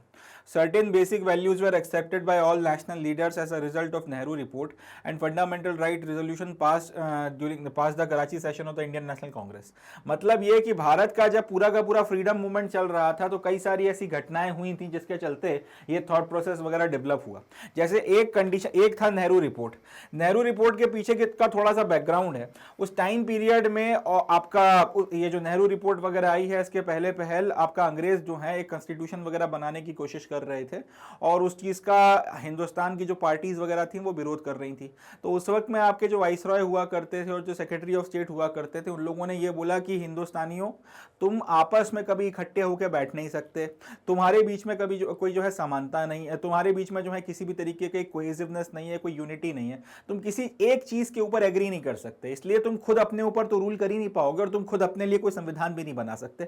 हम बनाकर दे रहे हैं तो तुम उसमें जो है अड़ंगे डाल रहे हो। तो हमारा तुम्हें अपनी तरफ से अब एक चैलेंज है कि अगर तुम्हें हमारा संविधान पसंद नहीं आ रहा तो हम आ जाओ, अगर तुम्हें दम है तो तुम अपना खुद का कॉन्स्टिट्यूशन बना के हमको बता दो, या फिर कम से कम एक इस तरीके का कॉन्स्टिट्यूशन का मसौदा बना के बता दो जिसके ऊपर तुम्हारी सारी पार्टीज वगैरह जो है वो आपस में एग्री कर जाएं या फिर एक्सेप्ट कर जाएं। उसके नतीजे में फिर एक रिपोर्ट बनाई गई थी जिसका नाम था नेहरू रिपोर्ट। अब यहाँ पे जो नेहरू रिपोर्ट है, लोग समझेंगे कि जवाहरलाल नेहरू ने बनाई है, ऐसा नहीं है। ये रिपोर्ट बनाई थी पंडित मोतीलाल नेहरू ने, या फिर पंडित मोतीलाल नेहरू की अगुवाई में एक कमेटी बनाई गई थी जिसमें जो उस वक्त की काफी सारी पार्टीज हुआ करती थी, उनकी ऑल पार्टीज कॉन्फ्रेंस में डिसाइड किया गया था कि ये सारे लोगों की कमेटी बनेगी और ये लोग एक संविधान वगैरह डिसाइड करेंगे या संविधान का मसौदा बनाएंगे। तो उसके चलते फिर एक रिपोर्ट बनाई गई थी जिसको नाम दिया गया था नेहरू रिपोर्ट। तो याद रखना है कि certain basic values were accepted by all national leaders as a result of the Nehru report. Nehru report हालांकि जो बना के तैयार हुई उसमें फिर मतभेद निकल कर आ गए थे बाद में, मगर फिर भी इसमें जो बातें थी नेहरू रिपोर्ट में, जो आपका कहा गया था कि अगर संविधान बनेगा तो उसमें ये सारी चीजें डाली जाएंगी। तो ये जो फैक्ट था कि नेहरू रिपोर्ट में कई सारी बातों के ऊपर आपकी बहुत सी पॉलिटिकल पार्टीज जो उस वक्त में हुआ करती थी उनका आपस में कंसेंसस बन गया था। उसके चलते नेहरू रिपोर्ट की बातें, इनमें से बहुत सी चीजें फिर बाद में जो है भारत के संविधान का हिस्सा बनी, जैसे यूनिवर्सल एडल्ट फ्रेंचाइज हो गया, रिलीजन जो है उसको आपने स्टेट से एकदम दूर रखना है, इसके अलावा फिर गवर्नेंस वगैरह के जो मैटर्स हैं उसके बारे में बातचीत। तो ये सारी की सारी चीजें जो है कहीं ना कहीं ये कुछ फैक्टर्स बने जिसको उस वक्त भी पार्टीज ने एक्सेप्ट भी किया और बाद में फिर जो भारत का संविधान बना उसमें इन सारी चीजों को डाला भी गया। इसी तरीके से कराची में जो सेशन हुआ था कांग्रेस का, उसमें पूरा का पूरा फंडामेंटल और इकोनॉमिक राइट्स वगैरह का रेजोल्यूशन पास किया गया था कि जब भारत आजाद होगा तो ये सारे लंबे चौड़े फंडामेंटल राइट्स की लिस्ट है, ये सारे फंडामेंटल राइट्स हम अपने देश के लोगों को देंगे और ये सारे इकोनॉमिक राइट्स की लिस्ट है, ये सारे इकोनॉमिक राइट्स हम अपने देश के लोगों को देंगे। नतीजा ये हुआ कि इन सब के चलते जब बाद में संविधान बना तो फिर उसमें फंडामेंटल राइट्स का एक चैप्टर डाला गया और उसमें directive principles of state policy का एक चैप्टर डाला गया, जिसके चलते पॉलिटिकल एज वेल एज आपके सोशल एंड इकोनॉमिक राइट्स वगैरह जो है इंश्योर वगैरह कराए गए। तो ये एक फैक्टर हो गया। इसके अलावा अब जो मैंने आपको बताया बस वही सारी चीजें यहाँ पे लिखी हुई हैं कि नेहरू रिपोर्ट हो गई, कराची सेशन हो गया इंडियन नेशनल कांग्रेस का, इन सब में जो बातें अडॉप्ट की गई थी इन्होंने आगे चलकर संविधान का विजन जो है उसको तैयार किया था, जिसके चलते फिर संविधान को लिखा गया। यूनिवर्सल एडल्ट फ्रेंचाइज हो गया, right to freedom and equality and protection of minority rights, ये सारी चीजें हो गई। 1937 में जब आपके प्रोविंशियल इलेक्शंस वगैरह हुए थे उसमें आपका जो पॉलिटिकल पार्टीज थी, कांग्रेस हो गई और जो दूसरी आपकी पॉलिटिकल पार्टीज थी, उन्होंने कई सारे अपने जो प्रोविंसेस वगैरह थे वहां पे अपनी गवर्नमेंट वगैरह बनाई थी और कुछ वक्त तक सरकार चलाई। 1937 में इलेक्शंस के बाद में लगभग 1939 तक, जब तक आपका वर्ल्ड वॉर 2 शुरू नहीं हो गया था, तब तक कांग्रेस ने कई जगहों पर जो है प्रोविंसेस में अपनी सरकार बनाकर चलाई थी। आज का जो उत्तर प्रदेश का इलाका, यूनाइटेड प्रोविंस हो गया, इस तरीके से आपका मद्रास प्रोविंस हो गया और भी काफी सारी जगहों पर कांग्रेस की आपकी प्रोविंशियल गवर्नमेंट्स वगैरह बनी हुई थी। अब इन्होंने जो सरकारें बनाई थी और यहां पर फिर जो 2-2.5 साल ये सरकार चलाई, तो उसमें इनको एक एक्सपीरियंस मिला था लेजिस्लेटिव और पॉलिटिकल इंस्टीट्यूशंस का कि आखिर देश चलाया कैसे जाता है। अभी तक तो ओपोजिशन में बैठे हुए थे और जो भी आपका अंग्रेज वगैरह काम कर रहे थे उसका विरोध कर रहे थे, मगर अब जब ये एक्सपीरियंस हुआ खुद सरकार में आने के बाद में कि लेजिस्लेटिव और पॉलिटिकल इंस्टीट्यूशंस किस तरीके से काम करते हैं और कैसे चलाए जाते हैं और उसमें क्या जो है बाधाएं आती हैं, किस तरह से रोड़े अटकाए जाते हैं, तो सबकी मदद से कहीं ना कहीं इंस्टीट्यूशनल डिजाइन भारत के संविधान में किस तरीके से होना है वो डिसाइड किया गया। मतलब ये कि जो आजाद भारत में सरकार बनेगी, सरकार के जो इंस्टीट्यूशंस बनेंगे, जो आपका लेजिस्लेटिव तैयार होगा, जो एग्जीक्यूटिव तैयार होगा, जो जुडिशरी तैयार होगी, किस तरह से उनको आप गढ़ा जाए या फिर किस तरह से उनको गठित किया जाए कि वो एक दूसरे को टांग अड़ा के गिराने की जगह एक दूसरे को उठाकर साथ में लेकर चलने का जो है कारक बने, एक दूसरे के साथ में इकट्ठा होकर काम करने का जो है कारक बने। तो ये एक फैक्टर हो गया। इसके बाद में कई सारे आपके कॉलोनियल लॉज वगैरह जो थे वो भी इंडियन कॉन्स्टिट्यूशन का सोर्स बने। जैसे एक बड़ा कॉमन आपका जो लॉ है वो है गवर्नमेंट ऑफ इंडिया एक्ट 1935। ठीक है, जीओआई एक्ट 1935, इसको कई बार जो है हम लोग मिनी कॉन्स्टिट्यूशन भी बोल देते हैं, क्योंकि बहुत सी चीजें हमने यहीं से उठाकर जो है जस की तस कट कॉपी पेस्ट मारी है अपने संविधान में। ये बहुत इसमें बहुत बड़ी डिटेल में जो है कई सारी बातें दी गई थी और इन्हीं को फिर जो है हमने उसमें शामिल कर लिया। तो कई सारे आपके कॉलोनियल लॉज थे, उन्होंने भी इंडियन कॉन्स्टिट्यूशन को बनाने में हेल्प करी, और गवर्नमेंट ऑफ इंडिया एक्ट 1935 उनमें से एक मेजर कानून रहा है। इसमें अब कई सारी आपकी जो चीजें हैं, कई सारे इंस्टीट्यूशनल डिटेल्स हो गई, कई सारे प्रोसीजर्स हो गए, एडमिनिस्ट्रेटिव मेजर्स हो गए, मैकेनिज्म्स हो गए, सबके सब जस्ट के तस जो है कट कॉपी पेस्ट मार के अपन ने अपने संविधान में शामिल किए हैं। इसी तरीके से फ्रेंच रिवॉल्यूशन जो है उसने कहीं ना कहीं हमारे कॉन्स्टिट्यूशन मेकर्स को लिबर्टी, इक्वालिटी और फ्रेटर्निटी के राइट्स वगैरह के लिए इंस्पायर किया था। पार्लियामेंट्री डेमोक्रेसी आपका ब्रिटेन में जिस तरह से चलती है उससे हम लोगों को काफी कुछ समझ में आया। यूनाइटेड स्टेट्स ऑफ अमेरिका का जो बिल ऑफ राइट्स है उसकी मदद से फंडामेंटल राइट्स का चैप्टर किस तरह से लिखना है वो समझ में आया। भारत के संविधान की को एक प्रस्तावना के साथ में शुरू करना है, प्रियम्बल के साथ में शुरू करना है, और उसमें जो है आपकी पूरी बेसिक फिलॉसफी झलकनी चाहिए पूरे के पूरे संविधान की, ये बात भी अमेरिकन कॉन्स्टिट्यूशन से सीखी। तो बहुत सी चीजें जो है हमको समझ में आई, और ये सारी बातों ने आपके फ्रेमर्स ऑफ द कॉन्स्टिट्यूशन को इंस्पायर किया, उस विजन को कहीं ना कहीं क्रिस्टलाइज किया, जिसके बेसिस पर संविधान को लिखकर तैयार किया गया था। तो इस तरीके से जो एक सवाल का जवाब जो है अपना बनकर तैयार होगा। अब यहां पर नेहरू रिपोर्ट को आपने अंडरलाइन करना है, इसी के साथ में आपका fundamental resolutions passed in the Karachi session of the Indian National Congress, इसको आपने अंडरलाइन करना है। उसके बाद में यहां पर आप आ जाइए, गवर्नमेंट ऑफ इंडिया एक्ट 1935 को आपने जो है अंडरलाइन करना है, फ्रेंच रिवॉल्यूशन को अंडरलाइन करना है, उसके बाद में आपका बिल ऑफ राइट्स को अंडरलाइन करना है, और पार्लियामेंट्री डेमोक्रेसी इन ब्रिटेन इसको अंडरलाइन करना है। इनफैक्ट एक इंटरेस्टिंग बात बताता हूं मैं आपको कि जब डिसाइड किया गया कि फाइनली अपने देश में अपने को डेमोक्रेसी लेकर आनी है, तो डेमोक्रेसी अब किस तरीके की लानी है उसके ऊपर भी काफी बात हुई थी। कई लोग चाहते थे कि अमेरिका में जो प्रेसिडेंशियल सिस्टम चलता है उस स्टाइल की डेमोक्रेसी अपने यहाँ लेकर आई जाए, और कई लोग चाहते थे कि ब्रिटेन में जिस तरीके की पार्लियामेंट्री सिस्टम ऑफ डेमोक्रेसी है, जिसको कुछ हद तक उन्होंने इंडिया में भी लागू करवाया था, थोड़े बहुत जो इलेक्शंस हुए थे वो लगभग इसी स्टाइल पर हुए थे, तो कुछ लोग चाहते थे फिर इसको लेकर आया जाए। मगर क्योंकि अब ये पार्लियामेंट्री सिस्टम ऑफ डेमोक्रेसी कुछ वक्त से हिंदुस्तान में चल रही थी, जो थोड़े बहुत इलेक्शंस हुए थे इसके तहत में हुए थे, और कच्चा पक्का ही सही, मगर हमको एक अंडरस्टैंडिंग लग गई थी कि इस तरीके से जो है डेमोक्रेसी की फंक्शनिंग कराई जाती है, तो इसलिए फिर हम लोग इस पर्टिकुलर डेमोक्रेसी के मेथड के साथ में गए, और उसको आज तक हम लोग फॉलो करते हैं। प्रेसिडेंशियल डेमोक्रेसी में ये होता है कि पूरा देश जो है बेसिकली आपके जो भी कैंडिडेट्स वगैरह हैं प्रेसिडेंट के इलेक्शन के लिए खड़े होते हैं, और उसमें फिर जो वोटिंग होती है उसके तहत में कोई एक बंदा चुनकर आता है, वो अपनी पूरी सरकार चुनता है। पार्लियामेंट्री सिस्टम ऑफ डेमोक्रेसी में पूरे के पूरे देश को जो है डिवाइड किया जाता है पार्लियामेंट्री कंस्टिट्यूएंसीज में, और हर एक कंस्टिट्यूएंसी टेरिटोरियल कंस्टिट्यूएंसी होती है, वो अपने एक रिप्रेजेंटेटिव को चुनकर भेजती है। अब जिस भी पार्टी के मेजोरिटी में रिप्रेजेंटेटिव्स आ जाते हैं, वो फिर पार्टी के रिप्रेजेंटेटिव्स अपने में से किसी को या फिर किसी और बंदे को जो है आपका प्राइम मिनिस्टर के तौर पर चुनते हैं, और या फिर प्रेसिडेंट के तौर पर चुनते हैं, और उसके बाद में फिर वो सरकार चलाता है। अब अपने देश में जो ये जो पद है वो प्राइम मिनिस्टर का है, कई जगहों पर प्रेसिडेंट का भी होता है, तो ये डिफर करता है अलग अलग देशों में किस तरीके की व्यवस्था है। हमारे यहाँ जो व्यवस्था हमने अपनाई है वो ये है कि आपका पार्लियामेंट्री सिस्टम ऑफ डेमोक्रेसी रहेगी, जिसमें प्रेसिडेंट आपका नॉमिनल हेड रहेगा, और या फिर यूं बोलें कि आपका सिंबॉलिक हेड रहेगा, और आप या फिर इसको कई बार आपका डी ज्यूर, ये फ्रेंच शब्द है, डी ज्यूर हेड रहेगा, और आपका प्राइम मिनिस्टर जो है वो डिफैक्टो हेड रहेगा, यानी कि ये जो है सरकार चलाएगा। या फिर यूं बोलूं कि आपका प्रेसिडेंट जो है वो हेड ऑफ द गवर्नमेंट, आपका हेड ऑफ द स्टेट होगा, प्रेसिडेंट जो है हेड ऑफ द गवर्नमेंट होगा। तो ये जो है कुछ इंपॉर्टेंट फैक्ट्स वगैरह इनको आपको हाईलाइट करना है। चलें अगला क्वेश्चन देखते हैं, क्वेश्चन नंबर 6। अगला जो अपना क्वेश्चन है, क्वेश्चन नंबर 6, इसमें पूछा गया discuss the different arguments made in favour of protection of the oppressed groups. अब आपके जो ऑप्रेस्ड ग्रुप्स थे या फिर जो आपकी डिप्रेस्ड क्लासेस वगैरह थी, उनके लिए कॉन्स्टिट्यूशन में जो व्यवस्थाएं करी गई हैं ताकि उनका प्रोटेक्शन हो सके, उनको अपलिफ्ट किया जा सके और उनको मेन स्ट्रीम में लाया जा सके। तो ये सारे जो आपके प्रावधान वगैरह ऑप्रेस्ड क्लासेस के लिए या फिर डिप्रेस्ड क्लासेस के लिए किए गए थे, इन सारे जो आपके प्रावधानों के पीछे के जो आर्ग्यूमेंट थे, जो लॉजिक थे, जो तर्क थे, उनको हमको डिस्कस करना है। तो फिर यहां पे सवाल ढंग से समझना जरूरी है। डिस्कस द डिफरेंट आर्ग्यूमेंट्स, आपको उन अलग अलग आर्ग्यूमेंट्स को समझना है that were made in favour of protection of the oppressed groups. जो आपके ऑप्रेस्ड ग्रुप्स थे उनके प्रोटेक्शन में जो आर्ग्यूमेंट आपके अलग अलग किए गए थे, उनको हमको डिस्कस करना है। ठीक है जी, क्वेश्चन अच्छे से समझना बहुत जरूरी है। तो यहां पर जवाब ये बनेगा कि भाई it was felt that oppressed classes like tribals and untouchables required special attention and safeguard to enable them to raise their status and come to the level of general population।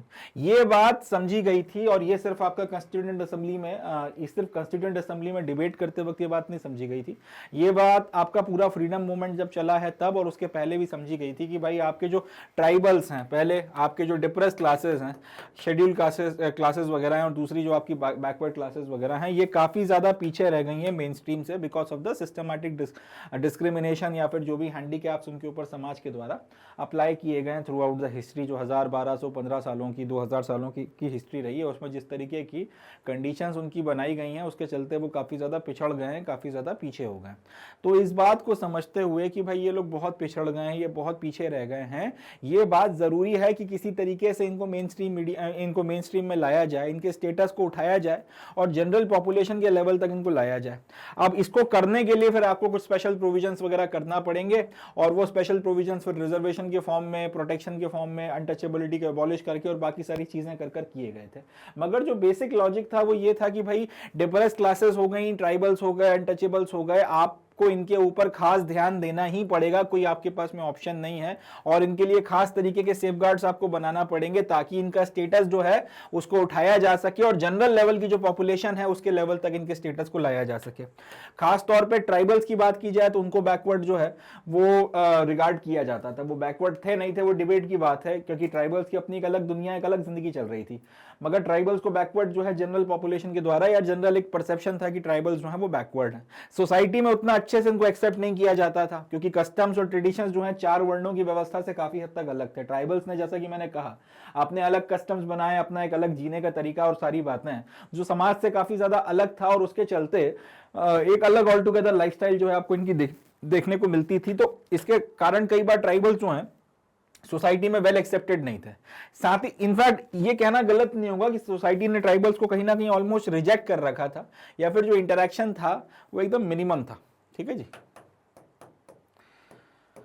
जो इंटरेक्शन था tribals के साथ में society का, main stream society का, वो बहुत कम था, बहुत मिनिमम था। अब ये जो मिनिमम आपका इंटरेक्शन है, ये मिनिमम आपका जो इंटरेक्शन है, इसके चलते कहीं ना कहीं ट्राइबल्स और ज्यादा जो है मार्जिनलाइज हुए और ज्यादा ट्राइबल्स का कहीं ना कहीं, ट्राइबल्स या फिर बैकवर्ड क्लासेस, सबका जो है मार्जिनलाइजेशन हुआ है।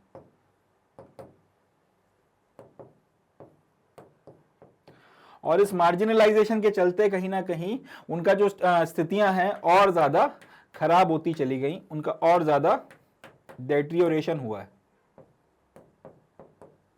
उनका और ज्यादा फर्दर जो है डेट्रियोरेशन वगैरह आपको देखने को मिलता है। तो ये बात जो है कहीं ना कहीं समझ में आई थी और ये तर्क उठना शुरू हो गया था, ये आर्गुमेंट वगैरह जो है दिया जाने लगा था।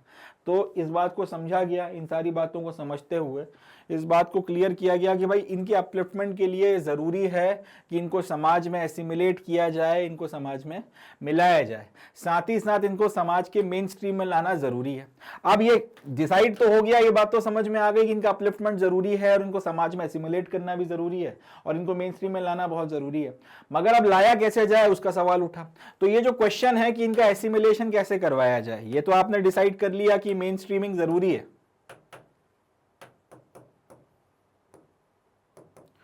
ये तो डिसाइड कर लिया कि मेन स्ट्रीमिंग जरूरी है और ये भी डिसाइड कर लिया कि डेवलपमेंट इनका करवाना जरूरी है।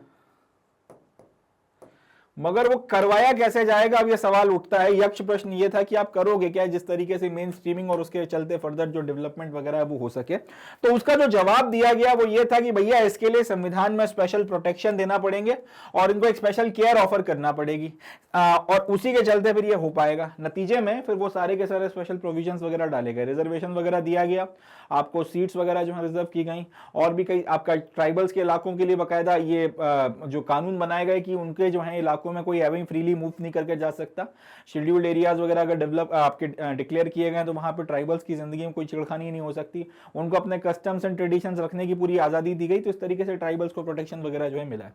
इसी तरीके से अनटचेबल्स की बात की जाए तो अनटचेबल्स का जो हिंदुस्तान के इतिहास में एक अपना खुद का एक इतिहास रहा है, वो अपने आप में बहुत ज्यादा जो है विचलित करने वाला इतिहास है, बहुत ज्यादा जो है तकलीफदायक इतिहास है, इसमें कोई शक की बात नहीं है, इसमें दो राय नहीं कही जा सकती। अनटचेबल्स को लेबरर्स की तरह ट्रीट किया जाता था और समाज में एक ऐसे हिस्से की तरह जिससे सिर्फ आपको मिनिमम जो है आपका इंटरेक्शन रखना है और एकदम ऑल टुगेदर उनको कहीं ना कहीं डिस्कार्ड करके रखना है हर एक चीज से। इस तरीके से जो है मेंटेन किया गया है थ्रू आउट द हिस्ट्री। आपके जो फॉरेन ट्रैवलर्स आए हैं उन्होंने भी जो अनटचेबल्स हैं, अनटचेबलों में एक कैटेगरी हुआ करती थी चांडाल्स की, उनका जो डिस्क्रिप्शन अपने टाइम में किया है 6ठी-7वीं शताब्दी में, वही बड़ा खतरनाक है। तो कुल मिलाकर अनटचेबल्स की जो है स्थिति माइजरेबल थी, इसमें मतलब कोई डिबेट नहीं हो सकती। अनटचेबल्स की स्थिति भारत के समाज में माइजरेबल रही है, ठीक है, माइजरेबल रही है।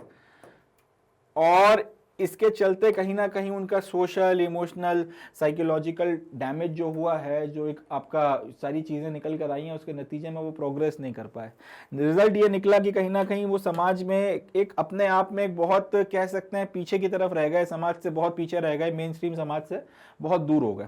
तो जब ये बात समझ में आ गई कि भाई अनटचेबल्स की कहानी भी जो है ट्राइबल से अलग नहीं है, सोसाइटी में अनटचेबल्स को भी लेबरर्स की तरह ट्रीट किया गया है। सोसाइटी ने इनकी सर्विसेज तो इस्तेमाल करी हैं, सोसाइटी ने इनका इस्तेमाल किया है, मगर इनको रिस्पेक्टेबल पोजीशन नहीं दी। और जब ये बात क्लियर हो गई, इनको एक रिस्पेक्टेबल पोजीशन नहीं दी, इनको कहीं ना कहीं आउटकास्ट की तरह रखा है, इनको आइसोलेट करके रखा है। कई आपकी कम्युनिटीज ऐसी थी जिनको गांव के बाहर रखा जाता था। तो ये सारी चीजों के चलते एक सिस्टमैटिक मार्जिनलाइजेशन आपको देखने को मिलता है। इस बात को रिकॉग्नाइज किया गया कि इनकी जो सफरिंग्स हैं कहीं ना कहीं सिस्टमैटिक मार्जिनलाइजेशन के नतीजे में निकल कर आई। आपके ट्राइबल्स की लैंड कई बार जो है उनको कन्फिस्केट कर लिया जाता था। इन लोगों के पास भी अगर कहीं जमीन या कुछ रहने की जगह तो वहां से इनको बेघर कर दिया जाता था। अब वहां पर आप जो है उनकी जमीनों को कन्फिस्केट कर करके वहां पे आप जो फॉरेस्ट और पैश्चर से वहां जाने से रोक रहे हो इनको, और अपना जो है उनके जंगल काट रहे हो। इन लोगों की अगर कहीं बस्ती है तो उनको उजाड़ दिया आपने, भगा दिया वहां से। इस तरीके की चीजें वगैरह जो है काफी बड़े लेवल पर हुई हैं। कुल मिलाकर देखिए अत्याचार की पराकाष्ठा क्या होती है इन कम्युनिटीज ने झेला है। और ये 1 साल 2 साल 3 साल की बात नहीं है, सेंचुरीज तक हुआ है। ये एक हिंदुस्तान की ऐसी कड़वी हकीकत है जिसको हमको एक्सेप्ट करना पड़ेगा। ट्राइबल्स और अनटचेबल्स को जनरली कोई एक्सेस टू एजुकेशन भी नहीं मिलता था। हालांकि कई लोग बोलते हैं ये पूरी तरह से सच नहीं है। अंग्रेजों के आने के पहले जो गुरुकुल व्यवस्था हुआ करती थी उसमें सबको एजुकेशन दिया जाता था और काफी बड़े लेवल पर जो आपका जो इंडियन पॉपुलेशन थी अपने हिसाब से जो है एजुकेटेड थी। वेस्टर्न एजुकेशन या वेस्टर्न सिस्टम के हिसाब से नहीं कही जा सकती, मगर इंडियन सिस्टम के अनुसार वो जो एजुकेटेड थी। जो गुरुकुल और पाठशालाएं हजारों की लाखों की संख्या में चला करती तो उसमें सबको मिलता था एजुकेशन। बट जो भी हो, हमें ये बताया जाता है कि इनको आपका जो ट्राइबल्स और अनटचेबल्स वगैरह हैं इनको एजुकेशन वगैरह में कोई एक्सेस नहीं दिया गया था। इनको एडमिनिस्ट्रेशन वगैरह में जो है पार्ट वगैरह नहीं बनाया जाता था। तो कहीं ना कहीं एक बात क्लियर थी कि भैया इनके सुधार के लिए लेजिस्लेशन वगैरह की जरूरत है, आपको कानून बनाना पड़ेंगे। और वो कानून बनाए बिना जो है इनकी कंडीशंस को ठीक नहीं किया जा सकता। और सिर्फ लेजिस्लेशन की बात नहीं है, सरकार को बाकायदा स्पेशल डिपार्टमेंट, स्पेशल मिनिस्ट्रीज बनाना पड़ेंगे जो इनकी परिस्थितियों के ऊपर ध्यान दें। नतीजे में डिसाइड करने के बाद में ये निकल कर आया कि आपने इनके प्रोटेक्शन के लिए कानून बनाए, साथ ही साथ आपने कई सारे ऐसे इंस्टीट्यूशंस बनाए हैं जो डेडिकेटेडली इनके लिए, जो इनके अपलिफ्टमेंट के लिए और इनके प्रोग्रेस एंड प्रोस्पेरिटी के लिए काम कर रहे हैं। आपने बकायदा कई सारे प्रोविजंस जो हैं कॉन्स्टिट्यूशन में डाले हैं जिसके तहत इनका सेफगार्ड वगैरह किया जा रहा है, इनके अपलिफ्टमेंट वगैरह के लिए काम किए जा रहे हैं। और लगातार अभी भी इतना सब करने के बाद कहीं ना कहीं बहुत अच्छे रिजल्ट निकल कर नहीं आए। तो फर्दर और भी जो चीज़ें हैं वो की जा रही हैं, मगर इस तरीके से अपलिफ्टमेंट वगैरह के लिए आगे हम लोग काम कर रहे हैं। बट ये जो लॉजिक्स या तर्क हैं, ये सारे वो लॉजिक या फिर वो तर्क या फिर आर्ग्यूमेंट्स थे जो कॉन्स्टिट्यूएंट असेंबली में उठाए गए थे जब ऑपरेस क्लासेस वगैरह को प्रोटेक्शन वगैरह देने की बात आई थी। इस तरीके से जो है ये सवाल का जवाब अपना बनकर तैयार होगा। चलें अगला क्वेश्चन हम लोग देखते हैं, क्वेश्चन नंबर 7। नेक्स्ट अपना क्वेश्चन नंबर 7 आता है। इसमें पूछा गया है what connection did some of the members of constituent assembly make between the political situation of the time and the need for a strong centre. मतलब ये कि जब संविधान सभा में बहस चल रही थी इस बात को लेकर कि भाई सेंट्रल गवर्नमेंट को कितना मजबूत बनाया जाए या फिर सेंट्रल गवर्नमेंट को स्टेट गवर्नमेंट्स के रिस्पेक्ट में कितनी ज़्यादा पावर दी जाए, दूसरे शब्दों में कितना स्ट्रॉन्ग सेंटर तैयार किया जाए। तो ये जो स्ट्रॉन्ग सेंटर बनाना है इसके पीछे के जो आर्ग्यूमेंट थे और उस वक्त में जो परिस्थितियां बनी हुई थी, इनके बीच में आपस में आपको कितना कनेक्शन देखने को मिलता है। क्योंकि देखिए इस बात को समझना जरूरी है, कोई भी इंसान का जो नजरिया या व्यक्तित्व है उसके समय में जो परिस्थितियां हैं उसके बेसिस पर शेप होता है। जिस वक्त भारत को आज़ादी मिली थी उस वक्त में जो जबरदस्त मारकाट इस देश ने देखी है, और जो अंग्रेजों ने जिस तरीके से अपने हाथ खींचे थे, जिस तरीके से हम लोगों ने अपने यूनिफॉर्म फोर्सेज में आपका डिसिप्लिन टूटते हुए देखा, कम्युनल जो आपकी आइडेंटिटीज हैं वो आपके यूनिफॉर्म के प्रति कमिटमेंट और जो शपथ आपने ली थी उस पर हावी पड़ गई, और कई जगहों पर लोगों ने अपनी जो आप भले इर्रेस्पेक्टिव ऑफ द फैक्ट कि आप पुलिस या आर्मी में हो, आपने उस बात को दरकिनार कर करके आपने वर्दी पहन रखी है, अपने कम्युनिटी के लोगों की जो है मदद दूसरी कम्युनिटी के लोगों के खिलाफ करी थी, इस लेवल तक वायलेंस हुआ है। इसको ये भी कहना अतिशयोक्ति नहीं होगी कि एक बहुत बड़ा सिविल वॉर इस देश ने 16 महीने झेला था, जो पार्टीशन के थोड़ा पहले शुरू हुआ था और पार्टीशन के बाद भी कई महीनों तक चलता रहा। तो पॉइंट ये है कि अब ये जो इतनी सारी परिस्थितियां हो गई, इतना सारा जो मारकाट हुई, सारी बातें हुई, इसी वक्त में संविधान सभा में जो है डिबेट चल रही है और कॉन्स्टिट्यूशन वगैरह लिखा जा रहा है। अब ऑब्वियस सी बात है, इतने बड़े लेवल पर इतना बड़ा तमाशा हो रहा है तो कहीं ना कहीं इसका आपकी सोच के ऊपर असर तो पड़ेगा, और ये उन लोगों के ऊपर भी लाजिम है जो लोग बैठकर संविधान लिख रहे हैं। तो जब ये बात निकल कर आई कि आखिर क्यों इतने बड़े लेवल पर वायलेंस हो गया और क्यों जो है आपकी सरकार इसको हैंडल करने में सक्षम नहीं रह पाई, और वो सारी की सारी सर्कमस्टांसेस जो घट रही हैं, ये सारी बातें एक तरफ, और आगे इस तरीके की चीजों की पुनरावृत्ति ना हो पाए इसको रोकने के लिए क्या करना जरूरी है, और अकॉर्डिंगली सरकारों को कितनी पावर देना जरूरी है, स्टेट गवर्नमेंट कितनी मजबूत होनी चाहिए और सेंट्रल गवर्नमेंट को कितना पावर देना चाहिए, एक बात, इन दोनों के बीच में एक रिलेशनशिप बनकर निकल कर आता है। इन सारी परिस्थितियों के चलते कहीं ना कहीं एक स्ट्रांग, एक मजबूत सेंट्रल गवर्नमेंट की डिमांड उठाई गई थी, एक स्ट्रांग, एक मजबूत सेंट्रल गवर्नमेंट जो है उसके पक्ष में आर्ग्यूमेंट दिया गया था। तो उसी चीज को हमको यहाँ पे एक्सप्लेन करना है। अब ये जो भूमिका मैंने बांधी है इसके बाद में इस सवाल को फिर से पढ़िए, what connections did some of the members of constituent assembly make between the political situations of the time and need for a strong centre. उस वक्त की परिस्थितियां जो राजनीतिक तौर पर निकल कर आई थी उनके और एक मजबूत केंद्र सरकार की जरूरत के बीच में क्या कनेक्शन जो है कॉन्स्टिट्यूएंट असेंबली के लोगों ने बनाया था। ये अब जो मैंने आपको बात बताई है उसके बाद ये क्वेश्चन जो है थोड़ा सा ज्यादा क्लियर हो जाएगा। अब इसका जवाब ऐसे देना है कि भाई 15 अगस्त 1947 के दिन भारत को आजादी तो मिल गई ब्रिटिश रूल से, मगर ये आजादी एक बहुत बड़ी कीमत पर आई थी। हमको इंडिपेंडेंट कंट्री डिक्लेयर कर दिया गया, मगर ये इंडिपेंडेंस के साथ में पार्टीशन हुआ, पार्टीशन बहुत पेनफुल था, और ये बहुत बड़े आप कह सकते हैं ये इंडिपेंडेंस अपने आप में बहुत ज्यादा जो है तकलीफ और दुख और शोक लेकर आई थी हमारे लिए। एक बड़े लेवल पर जो है हम लोगों ने वायलेंस देखा था। एक तो देश आपका जो है पूज्य मातृभूमि जो है वो डिवाइड हो गई दो हिस्सों में, एक बन गया इंडिया और एक बन गया फिलहाल कुछ वक्त के लिए पाकिस्तान। तो अब ये जो दो देश बने, आपका इंडिया जो है डिवाइड हुआ और उसके नतीजे में जो ये दो देश आपके निकल कर आए, ये साथ ही साथ एक चीज और हुई और वो था कम्युनल वायलेंस। अब ये ऐसा नहीं है कि एक दिन आपने एक लाइन खींची और बोला तुम उस तरफ हम इस तरफ, हाथ मिलाए और अपने अपने काम में लग गए, ऐसा नहीं हुआ था। बड़े लेवल पर जो है यहाँ पर कम्युनल वायलेंस आपको देखने को मिला था। तो 3-4 चीजें एक साथ घटी हैं, आजादी आई, आजादी के साथ में पार्टीशन हुआ, पार्टीशन के साथ में वायलेंस हुआ, तो ये देश की आजादी बहुत पेनफुल थी। आप इसको ये कह सकते हैं तकलीफदायक लेवल पर जो है ये आजादी आपको मिली है। तो अब ऐसी परिस्थितियों में जब लोगों ने देखा कि ये क्यों इतने बड़े लेवल पर वायलेंस हुआ और इसे क्यों कंट्रोल नहीं किया जा सका, उसके बाद कई सारे आपके लीडर्स थे, जैसे जवाहरलाल नेहरू हो गए और आपके अंबेडकर हो गए, इन लोगों ने ये बोला कि आगे इस तरीके की चीजों को रोका जा सके और अभी भी इफेक्टिवली जो है सरकार जो है जो डैमेज हो चुका है उसको कंट्रोल करने के लिए जब संविधान लागू होगा उसके बाद में तेजी से कदम उठा सके। इसके लिए जरूरी यह है कि आपके पास में एक मजबूत सेंट्रल गवर्नमेंट होनी चाहिए पूरे भारत के ऊपर रूल करने के लिए, एक सशक्त केंद्र सरकार का होना बहुत ज्यादा जरूरी है। क्योंकि इनका मानना यह था कि जिस लेवल पर रायट्स हुए थे, जिस लेवल पर वायलेंस हुआ था, वो कहीं ना कहीं आपके देश को जो है अंदर से खंड खंड कर रहा था, इसकी खाल उधेड़ रहा था। और इस पर्टिकुलर परिस्थिति में अगर आप चाहते हैं कि बड़े लेवल पर जो है वायलेंस को रोका जाए, बड़े लेवल पर क्रैकडाउन किया जाए इन दंगा करने वालों के ऊपर और इनको जो है इनकी औकात बताई जाए, हैसियत दिखाई जाए और हिंसा को जो है रोका जाए, तो उसके लिए जरूरी है कि एक मजबूत केंद्र सरकार का होना जिसके पास में ज्यादा रिसोर्सेज हो, एक मजबूत सेना हो और वो निर्णय ले सके, डिसाइसिव तौर पर निर्णय ले सके, कोई उसके रास्ते में अड़ंगे ना डाले। जिस तरीके की हरकतें मुस्लिम लीग ने इंटरिम गवर्नमेंट में करी थी कि वो एकदम बैठ गए थे फाइनेंशियल रिसोर्सेज के ऊपर आपका, और उसके बाद में उन्होंने किसी दूसरी मिनिस्ट्री को काम नहीं करने दिया, वो अंदर से फिर जो है आपका पाकिस्तान की डिमांड कर रहे थे और काफी तमाशे हुए उसके बाद में। इस तरीके की चीजों को रोका जा सके, आगे इस तरीके का नाटक ना हो, तो एक मजबूत केंद्र सरकार जिसके पास में रिसोर्सेज हो, मजबूत फौज हो, मजबूत आपका पैरामिलिट्री और पुलिस फोर्सेज हो और जो निर्णय ले सके, कोई उसके निर्णय कानों में अड़ंगा ना लगा सके। इन तीन बातों को ध्यान में रखते हुए एक स्ट्रॉन्ग आर्ग्यूमेंट जो है वो मजबूत, एक स्ट्रॉन्ग सेंटर के लिए एक स्ट्रॉन्ग आर्ग्यूमेंट जो है उसको रखा गया। तो ये इस बात को समझा गया कि भैया स्ट्रॉन्ग जो सेंटर है वो नीड ऑफ द आवर है, क्योंकि ये दंगे भी रुकेंगे नहीं, इस तरीके की चीजें और भी आगे हो सकती हैं और उनको रोकने के लिए केंद्र सरकार को मजबूत होना जरूरी है।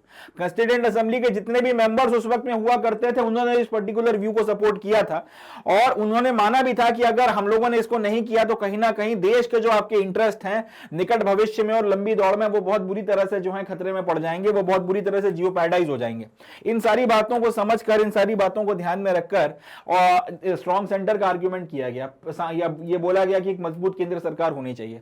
साथ ही साथ आपने पीस, प्रॉस्पेरिटी और पॉलिटिकल स्टेबिलिटी वगैरह के लिए भी जो है इस बात को सही माना। उन्होंने माना कि इस देश में जब तक एक मजबूत केंद्र सरकार नहीं आएगी जो कई जगहों पर जो है आपका सख्त निर्णय ले सके, जो कड़े निर्णय ले सके, जो मजबूती के साथ में फैसले कर सके, तब तक इस देश में शांति स्थापित नहीं हो सकती, तब तक हम लोग आगे नहीं बढ़ सकते और तब तक हमारे देश में राजनीतिक स्थिरता भी नहीं आ पाएगी। तो कहीं ना कहीं एक मजबूत केंद्र सरकार एक पीस, प्रॉस्पेरिटी और पॉलिटिकल स्टेबिलिटी लेकर आती है और इसी का उल्टा एक कमजोर केंद्र सरकार पीस, प्रॉस्पेरिटी और पॉलिटिकल स्टेबिलिटी को जो है मेंटेन नहीं रख पाएगी या फिर इनके चलते उस लेवल तक की ये तीनों फैक्टर्स हम लोग अचीव नहीं कर पाएंगे जिस लेवल तक हमको करना है।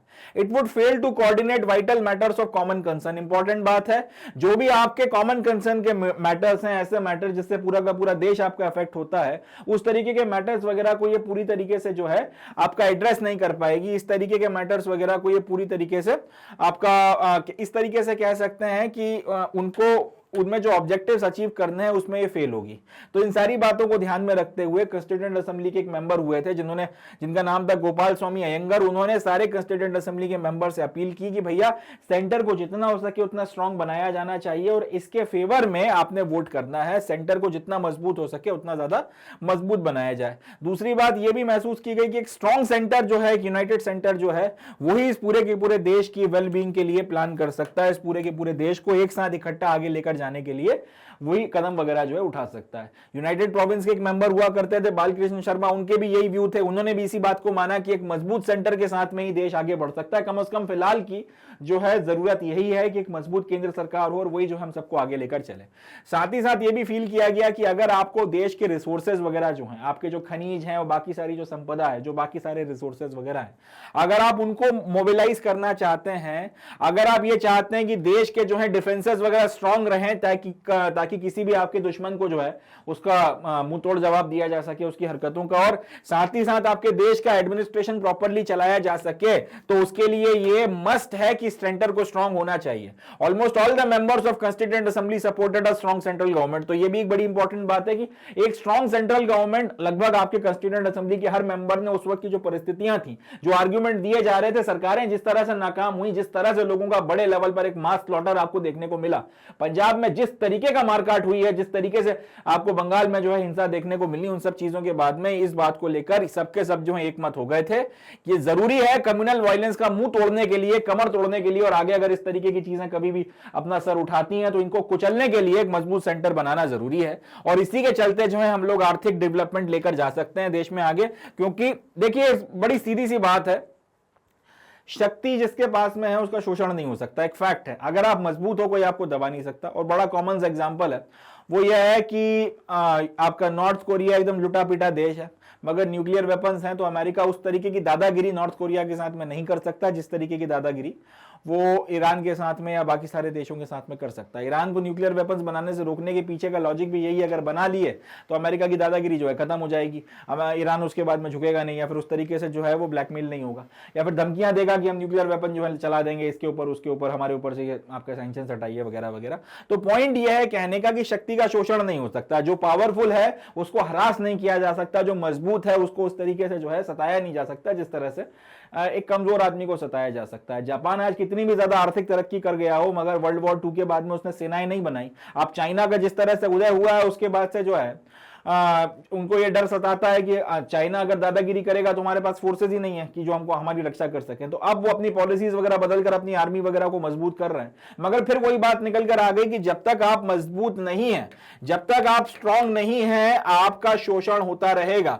जो आदमी मजबूत नहीं है भैया वो सताया जाएगा, वो मारा जाएगा, ये एक इंसानी प्रवृत्ति है। तो इसलिए अगर आप ये नहीं चाहते कि जो 200 साल तक अंग्रेज गुलामी करवा के चले गए, उसके पहले मुगलों ने करवा ली, उसके पहले कोई और लुटेरा आ गया, उसके पहले कोई और इन्वेडर या कोई और उचक्का आगे बैठ गया यहां पर, उसने हरास किया हम सब लोगों को, इस तरीके की चीजों को टाला जाए, तो उसके लिए जरूरी है कि एक मजबूत देश होना एक जरूरी है, एक मजबूत केंद्र सरकार होना जरूरी है जो अड़के खड़ी हो जाए। और आज वही हो रहा है। चाइना दादागिरी नहीं कर पा रहा ना, आपके फ्रंटियर्स पे आपने फौजें लगा दी, खड़े हो गए हम लोग कि आओ देख लेंगे तुम्हें।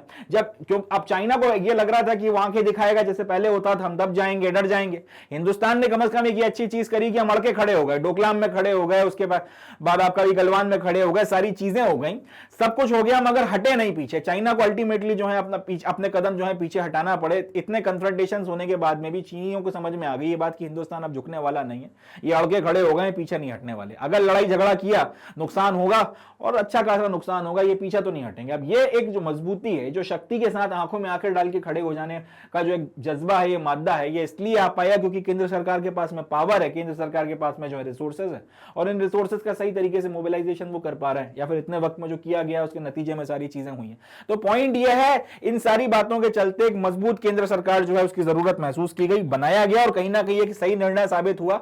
आज की तारीख में देखिए देश कैसे भी चला हो, चला है, सफल हुए हैं डेमोक्रेसी के तौर पर, चाहे लाख बुराइयां हो, हजार कमियां हो, मगर फिर भी टिके हुए हैं देश के तौर पर, और एक मजबूत देश के तौर पर अब हमारा उदय या एक राइज शुरू हुआ है। लोग कहते हैं कि 21वीं शताब्दी जो है वो हिंदुस्तान की शताब्दी होगी, तो कहीं ना कहीं वो एक चीज अब हम लोग रियलाइज होते हुए देख भी रहे हैं। मगर फिर वही बात आ जाती है, आर्थिक तौर पर संपन्नता ही एकमात्र चीज नहीं होती, मिलिटरीली मजबूत होना जरूरी है, और वो सारी चीजें इसलिए हो पाई हैं क्योंकि केंद्र सरकार को हम लोगों ने मजबूत बनाया था। अगर नहीं बनाते तो हो सकता है असला खरीदते, अगर हम लोग और नए हथियार ले रहे होते 60s 70s में, तो स्टेट खड़े हो जाते, बोलते कि नहीं पैसा देंगे और ये और वो, इस तरीके की चीजें। अगर सेंट्रल के पास में पैसे नहीं होते और व्यवस्था ऐसी बनाई जाती कि स्टेट से जो है आपको मिलजुल कर उनसे भी जो है रिसोर्सेज लेकर आपको आगे कुछ खरीदना है, इस तरीके की अगर व्यवस्था की जाती, इनको अगर ज्यादा फाइनेंशियल रिसोर्सेज नहीं दिए जाते तो हमारी हालत खराब हो जानी थी। ये सारी चीजें नहीं हुई क्योंकि एक दूरदर्शी फैसला था, एक सही फैसला था, और इसके फायदे हम लोग आज की तारीख में उठा रहे हैं। चलें, तो कुल मिलाकर ये सारी बातें हैं जो अपने को ध्यान में रखनी है। इस तरह से एक सवाल का एक अच्छा जवाब जो है बनकर तैयार हो जाएगा। अगला क्वेश्चन देखते हैं, क्वेश्चन नंबर 8। तो नेक्स्ट अपना जो क्वेश्चन है, क्वेश्चन नंबर 8, इसमें पूछा गया है, how did the constituent assembly seek to resolve the language controversy. जो कंस्टिट्यूएंट असेंबली थी, संविधान सभा थी, उसने भाषा को लेकर जो कंट्रोवर्सी उठी थी उसको किस तरीके से रिजॉल्व किया, अब वो हमको जो है बताना है। जिनको नहीं पता उनके लिए थोड़ा बैकग्राउंड समझा देता हूं कि कंस्टिट्यूएंट असेंबली में जब ये सवाल उठा कि हम लोग कौन सी लैंग्वेज को नेशनल लैंग्वेज बनाएंगे, तो फिर काफ़ी इसके ऊपर जो है कंट्रोवर्सी खड़ी हो गई थी। कुछ आपके लीडर्स थे जो चाहते थे कि हिंदी को जो है नेशनल लैंग्वेज बनाया जाए, कुछ चाहते थे कि जो हिंदुस्तानी भाषा है जिसको महात्मा गांधी फेवर करते थे उसको नेशनल लैंग्वेज बनाया जाए। साउथ वाले ये बोल रहे थे कि भाई तुम, हमारी अपनी भाषाएं हैं, हम और इनका अपना एक गौरवशाली इतिहास है, क्लासिकल ये लैंग्वेजेस हैं, हजार 2,000 साल पुराना इनका इतिहास है इतनी, और उसमें अब तुम उम्मीद करते हो कि हम लोग आउट ऑफ नोवेयर एक नई लैंग्वेज सीखें, तो ये तो कहीं ना कहीं नाइंसाफी है। अंग्रेजी चल रही है, इंग्लिश को चलने तो इसी से अपना काम चल जाएगा। तो कुछ लोग फिर अब इस पे जो है अकड़ गए, उन्होंने बोला कि ये कोई बात नहीं होती, हिंदुस्तान में रह रहे हो, हिंदी नहीं सीखना चाहते, तुम्हें अगर इतना ये तो फिर ये संविधान सभा से चले जाओ। इस तरीके के आर्ग्यूमेंट वगैरह पास किए गए, इस तरीके की इमेच्योर बातें की गई कि हिंदुस्तान को सिर्फ हिंदी से जोड़ देना जो है, इस तरीके की चीज़, ये नैरो माइंडेड थॉट प्रोसेस वगैरह लाई गई, इसके चलते काफ़ी इशू वगैरह हुआ। तो कुल मिलाकर ये कंट्रोवर्सी काफ़ी ज़्यादा बड़े लेवल पर बनी, काफ़ी इसमें इश्यूज वगैरह आए। अब ये जो एक बड़ी कंट्रोवर्सी बन गई कि भाई नेशनल लैंग्वेज किसे बनाया जाए, ठीक है जी, ये कंट्रोवर्सी एक बड़े लेवल पर आ गई कि नेशनल लैंग्वेज किसे बनाया जाए। यहाँ तक बातें उड़ गई कि अगर हिंदी को आपने कंपलसरी करने की कोशिश करी तो अब या तो हिंदी रख लो या फिर हिंदुस्तान रख लो, साउथ के स्टेट्स फिर साथ में नहीं आएंगे। लोगों ने इस तरीके के कमेंट्स तक जो है कर दी है। तमिलनाडु वगैरह में खास तौर पर जो एक एंटी हिंदी मूवमेंट आपका अच्छा खासा खड़ा हो गया, तो बहुत इश्यूज वगैरह बन गए। एक बड़ी लंबी चौड़ी एक बड़ी तगड़ी कंट्रोवर्सी जो है नेशनल लैंग्वेज को लेकर निकल कर आ गई। अब सवाल ये पूछा गया है कि ये जो कंट्रोवर्सी आपकी हो गई थी, जिसके आज भी आपको असरात वगैरह साउथ में खासतौर पर तमिलनाडु में आपको देखने को मिलते हैं, वहाँ पे आज भी एंटी हिंदी मूवमेंट बहुत तगड़ा है, और वो इस चीज़ के ऊपर बाकायदा पॉलिटिक्स भी खूब खेली जाती है वहाँ पर। तो ये जो पूरी की पूरी परिस्थितियाँ बनकर तैयार हुई थी, ये दिख रहा था कि जब इश्यूज़ जो हैं वो हाथ से बाहर निकल रहे हैं, तो ये लैंग्वेज कंट्रोवर्सी जो है इसको कैसे जो है डील किया गया, भाषा के को लेकर जो इतना बड़ा तमाशा मचा था, इसको आखिर कॉन्स्टिट्यूएंट असेंबली ने किस तरीके से डील किया, वो हमको यहाँ पे बताना है। तो इसका जवाब हम लोग इस तरह से लिखेंगे कि भाई हिंदुस्तान जो है वो बहुत बड़ा देश है, सब कॉन्टिनेंट के लेवल का जो है देश है, और कॉन्टिनेंटल साइज जो है इस देश का है, बहुत बड़े लेवल पर यहाँ डाइवर्सिटी है, बहुत बड़े लेवल पर जो है यहाँ पर आपको वेरिएशंस ऊपर से लेके नीचे तक, नॉर्थ से लेके साउथ तक, ईस्ट से लेके वेस्ट तक, वेस्ट से लेके ईस्ट तक आपको देखने को मिलता है। तो इंडिया एक तो बहुत बड़ा देश है और इसमें कई सारे क्षेत्र या कई सारे रीजन्स आते हैं। इन क्षेत्रों में, इन रीजन्स में अलग अलग तरीके के वैरायटी ऑफ लोग जो है रहते हैं और वो अलग अलग लैंग्वेजेस वगैरह जो है वो बोलते हैं। तो अगर एक नए नेशन की बात की जाए, जो हिंदुस्तान जैसा नया नेशन अब बनकर तैयार हो रहा है, तो या फिर एक नेशन स्टेट के तौर पर अगर हम देखें तो एक नया देश जो हिंदुस्तान के रूप में निकल कर आ रहा है, इसके लिए जरूरी है कि ये जो अलग अलग क्षेत्र में रहने वाले लोग हैं, इनका जो कल्चर है, इनकी जो लैंग्वेजेस हैं, इनकी जो भाषाएं हैं, इन सबका सम्मान किया जाए और इनकी सेंसिटिविटीज का जो है ध्यान रखा जाए। मगर फिर भी सवाल तो उठा कि आखिर हम सब लोगों को अगर कम्युनिकेट करना है तो कोई एक कॉमन लैंग्वेज तो रखना पड़ेगी, तो कौन सी लैंग्वेज रखी जाए। तो एक ऑप्शन जो है वो निकल कर आया है, वो था हिंदुस्तानी का। हिंदुस्तानी जो है वो कांग्रेस और महात्मा गांधी की चॉइस थी, वो चाहते थे कि इसको जो है कॉमन लैंग्वेज या लिंक लैंग्वेज बनाया जाए, नॉर्थ और साउथ के बीच में, ईस्ट और वेस्ट के बीच में सब लोगों को सिखाई जाए, कम से कम इतनी कि आपका कम्युनिकेशन वगैरह जो है वो चल जाए। तो हिंदुस्तानी को जो है कांग्रेस ने और महात्मा गांधी ने अपनी चॉइस बनाया। उन्होंने, कांग्रेस ने जो है ऑलरेडी डिसाइड कर लिया था कि हिंदुस्तानी को नेशनल लैंग्वेज वगैरह हम लोगों को बनाना है, इस तरीके का रेजोल्यूशन कांग्रेस ने डिसाइड कर लिया था। और महात्मा गांधी भी इसके सपोर्ट में थे कि उनका मानना यह था कि ये लैंग्वेज मोर और लेस काफी बड़े क्षेत्र में बोली जाती है और जिन क्षेत्रों में बोली नहीं जाती वहां समझ ली जाती है। तो इतना अगर अपना काम चल जाए कि अपन अंग्रेजी से पीछा छुड़ा सकें और इस लैंग्वेज का इस्तेमाल कर आपस में कम्युनिकेट कर सकें तो ये चीज ठीक रहेगी। इस लॉजिक के बेसिस पर जो है महात्मा गांधी ने इसको डिसाइड किया था। अब हालांकि ऐसा भी नहीं कि हिंदुस्तानी कोई नई भाषा हो, ये आपका पूरा मिडिवल टाइम पीरियड में जो भाषा चला करती थी जिसको हम लोग हिंदी भी बोलते थे, हिंदी भी, और उसके बाद में फिर बाहर से जो भाषाएं वगैरह आई उसमें से एक नई भाषा बनी जिसको उर्दू बोला जाता था। हिंदी और उर्दू, या फिर यूं बोलूं कि हिंदी और उर्दू जो है उनका ब्लेंड होना शुरू हुआ, तो 200 300 400 सालों में ये हिंदुस्तानी भाषा खड़ी बोली वगैरह जो है अपना बनकर तैयार हुई थी। खड़ी बोली वगैरह में जो फर्दर मॉडिफिकेशंस हुए थे उसके नतीजे में ये हिंदुस्तानी भाषा निकल कर आई थी, जो मैं भी आपसे बोल रहा हूं। इनफैक्ट इसको भी आप हिंदुस्तानी बोल सकते हो। तो और साथ ही साथ दूसरे जो आपके दूसरे कल्चर्स वगैरह थे, दूसरी जो लैंग्वेजेस वगैरह थी, उनसे भी काफी ज्यादा इनरिचमेंट इस भाषा ने लिया था। तमिल तेलुगु के भी जो है शब्द आपको इसमें देखने को मिलते हैं, चीनी भाषा के शब्द आपको देखने को मिलते हैं। अब चाय शब्द चीनी भाषा का शब्द है, वो किसको पता था, मगर हिंदुस्तानी ने इसको शामिल किया अपने आप में और चाय शब्द इसने अपना जो है बना लिया। इस तरीके के बहुत से शब्द वगैरह जो है आपको देखने को मिलते हैं। तो कहीं ना कहीं गांधी जी का आर्ग्यूमेंट यही था कि सबको जो है ये भाषा सीखनी चाहिए, कम से कम इतनी कि आप थोड़ा बहुत समझ सको और थोड़ा बहुत अपने विचारों का संप्रेषण जो है, कम्युनिकेशन जो है इस भाषा में कर सको। एक तो ये हो गया आर्ग्यूमेंट वगैरह।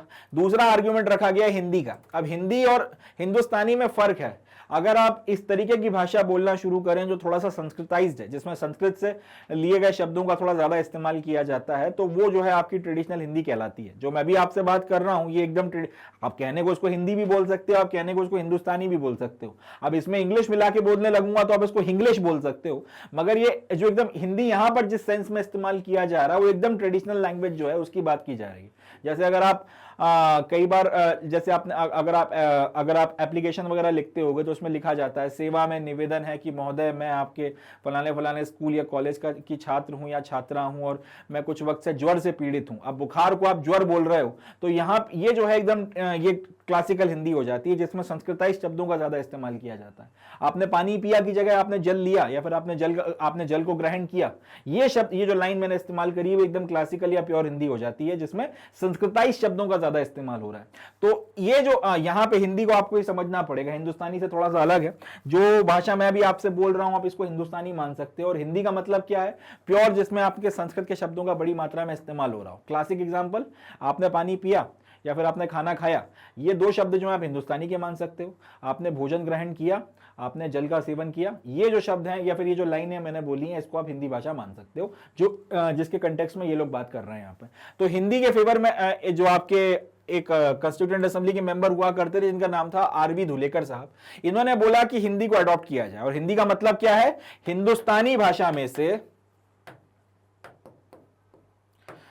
अरबी फारसी के जो शब्द हैं या फिर जो उर्दू के शब्द हैं या जो उर्दू का इन्फ्लुएंस है उसको माइनस कर दिया जाए तो जो चीज आपकी बनती, जो संस्कृताइज्ड हिंदुस्तानी बनती है, वो आपका हिंदी इनके कंटेक्स्ट में निकल कर आई, या इन्होंने उसको जो है हिंदी भाषा माना था। इन्होंने बोला कि इसको जो है नेशनल लैंग्वेज बनाया जाए।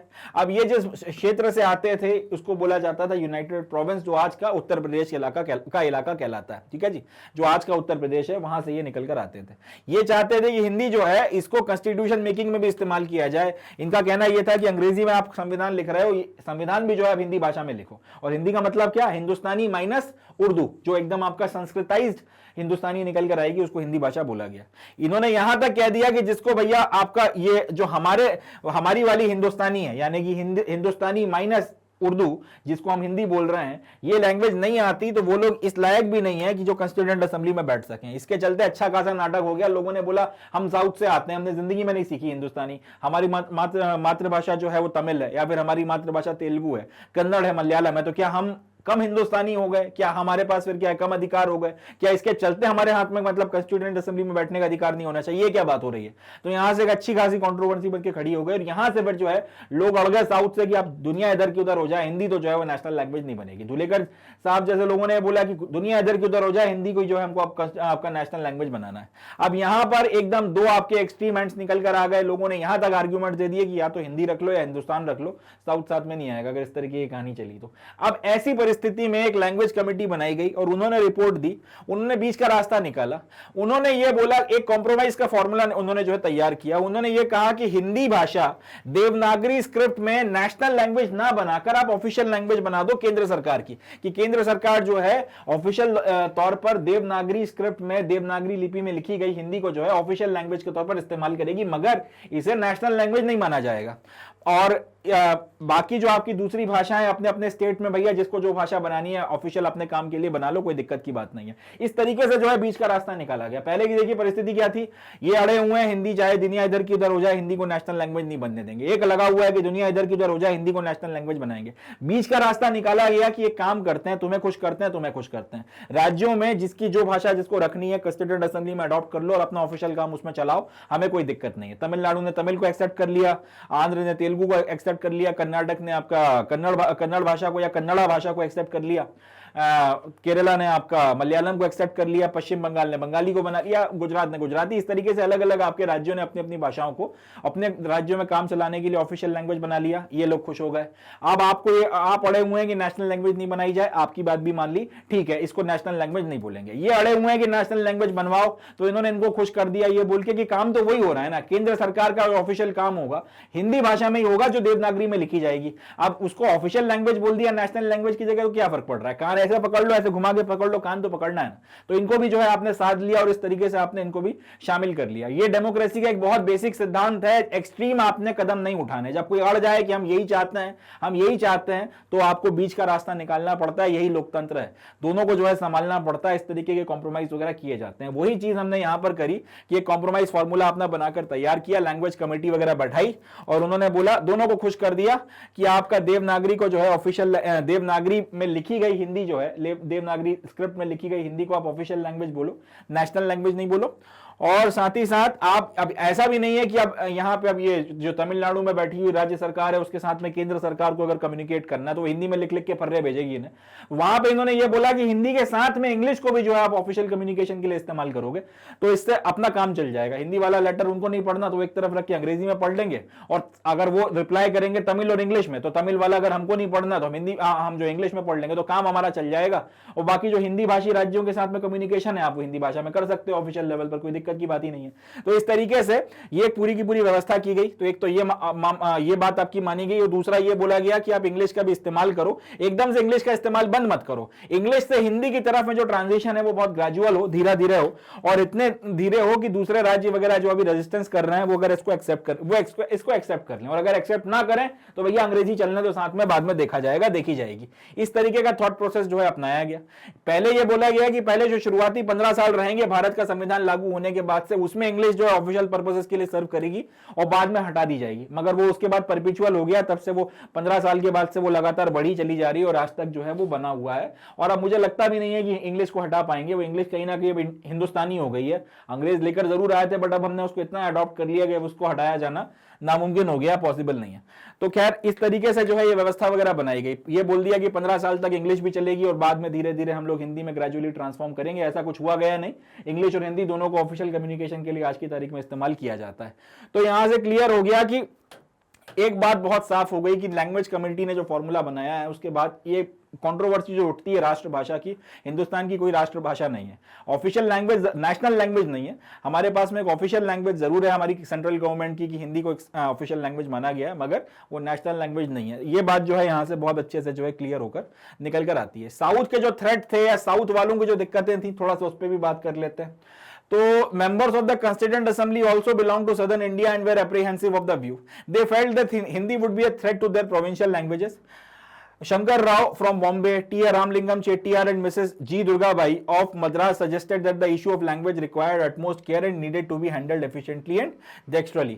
तो साउथ के जो लोग थे, साउथ के जो मेंबर्स थे, वो इस बात को लेकर कि हिंदी को आपने नेशनल लैंग्वेज बना दिया तो भाई इसका अच्छा असर नहीं आएगा, क्योंकि वो हिंदी को देखते थे या उनका मानना था कि उनके प्रोविंसेस में लोग हिंदी को अपनी जो क्षेत्रीय भाषा है जिनका अपना गौरवपूर्ण इतिहास है उसके ऊपर एक थ्रेट के तौर पर देखेंगे और इसको एक्सेप्ट नहीं करेंगे। इसके चलते आपका वायलेंस बढ़ेगा, सेक्टेरियन नॉनसेंस होंगे और कहीं ना कहीं हिंदी और हिंदी भाषी के आधार पर जो है हिंसा हो सकती है, एक सेग्रीगेशन बनेगा जिसका नुकसान आपको देखने के लिए मिल सकता है। नतीजा जो आपके अलग अलग कंस्टिट्यूएंट असेंबली के लोग थे, शंकर राव बॉम्बे साहब से हो गए, टीए रामलिंगम चेट्टियार और दुर्गाबाई हो गई मद्रास को रिप्रेजेंट करने वाले।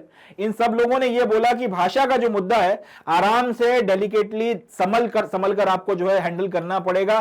धुलीकर साहब जिस तरीके की अकड़ दिखा रहे हैं कि जिसको हिंदुस्तानी नहीं आती कंस्टिट्यूएंट असेंबली छोड़ के चले जाओ, हिंदी नहीं आती तो हिंदुस्तानी खिलाने लायक नहीं हो, इस तरीके की बातें मत करिए। दूसरी लैंग्वेजेस की भी जो है आपने इज्जत करनी पड़ेगी। भारत सिर्फ एक भाषा से नहीं बना, भारत जो है सिर्फ एक तरीके की विचारधारा से नहीं बना, इसमें सिवाय डाइवर्सिटी के आपको कुछ नहीं मिलता। 50-50 किलोमीटर पे बोली बदल जाती है, अब उसमें आप उम्मीद करो कि एक भाषा को आप सब पे लाद दो, ये लॉजिकल नहीं है, तर्क ठीक नहीं बनता। दूसरों की भावनाएं आहत किए बिना बहुत डेडिकेसी के साथ में, अटमोस्ट केयर के साथ में आपको चलना पड़ेगा। दक्षिण के लोगों पर हिंदी थ्रस्ट नहीं की जा सकती, 100 बात की एक बात, यह बात जो है क्लियर कर दी गई और इस बात को माना भी गया, क्योंकि इसके नतीजे में जो पॉलिटिक्स हो रही थी आज तक आपको वो पॉलिटिक्स के देखने को मिलती है। एंटी हिंदी मूवमेंट इतना स्ट्रांग है और उसकी वजह यही अक्खड़ या फिर यही आप कह सकते हैं अकड़ वाला एटीट्यूड था, ये जो रिजिड एटीट्यूड था वो रिस्पॉन्सिबल था। साउथ ने इसके अप्रीहेंशन को समझा, लोग इतने पढ़े लिखे उतने होते भी नहीं थे, आपके राजनेताओं ने इसको बहुत बुरी तरीके से हवा दी और इसके नतीजे में एंटी हिंदी मूवमेंट वायलेंट हो गया, बहुत तमाशे हुए।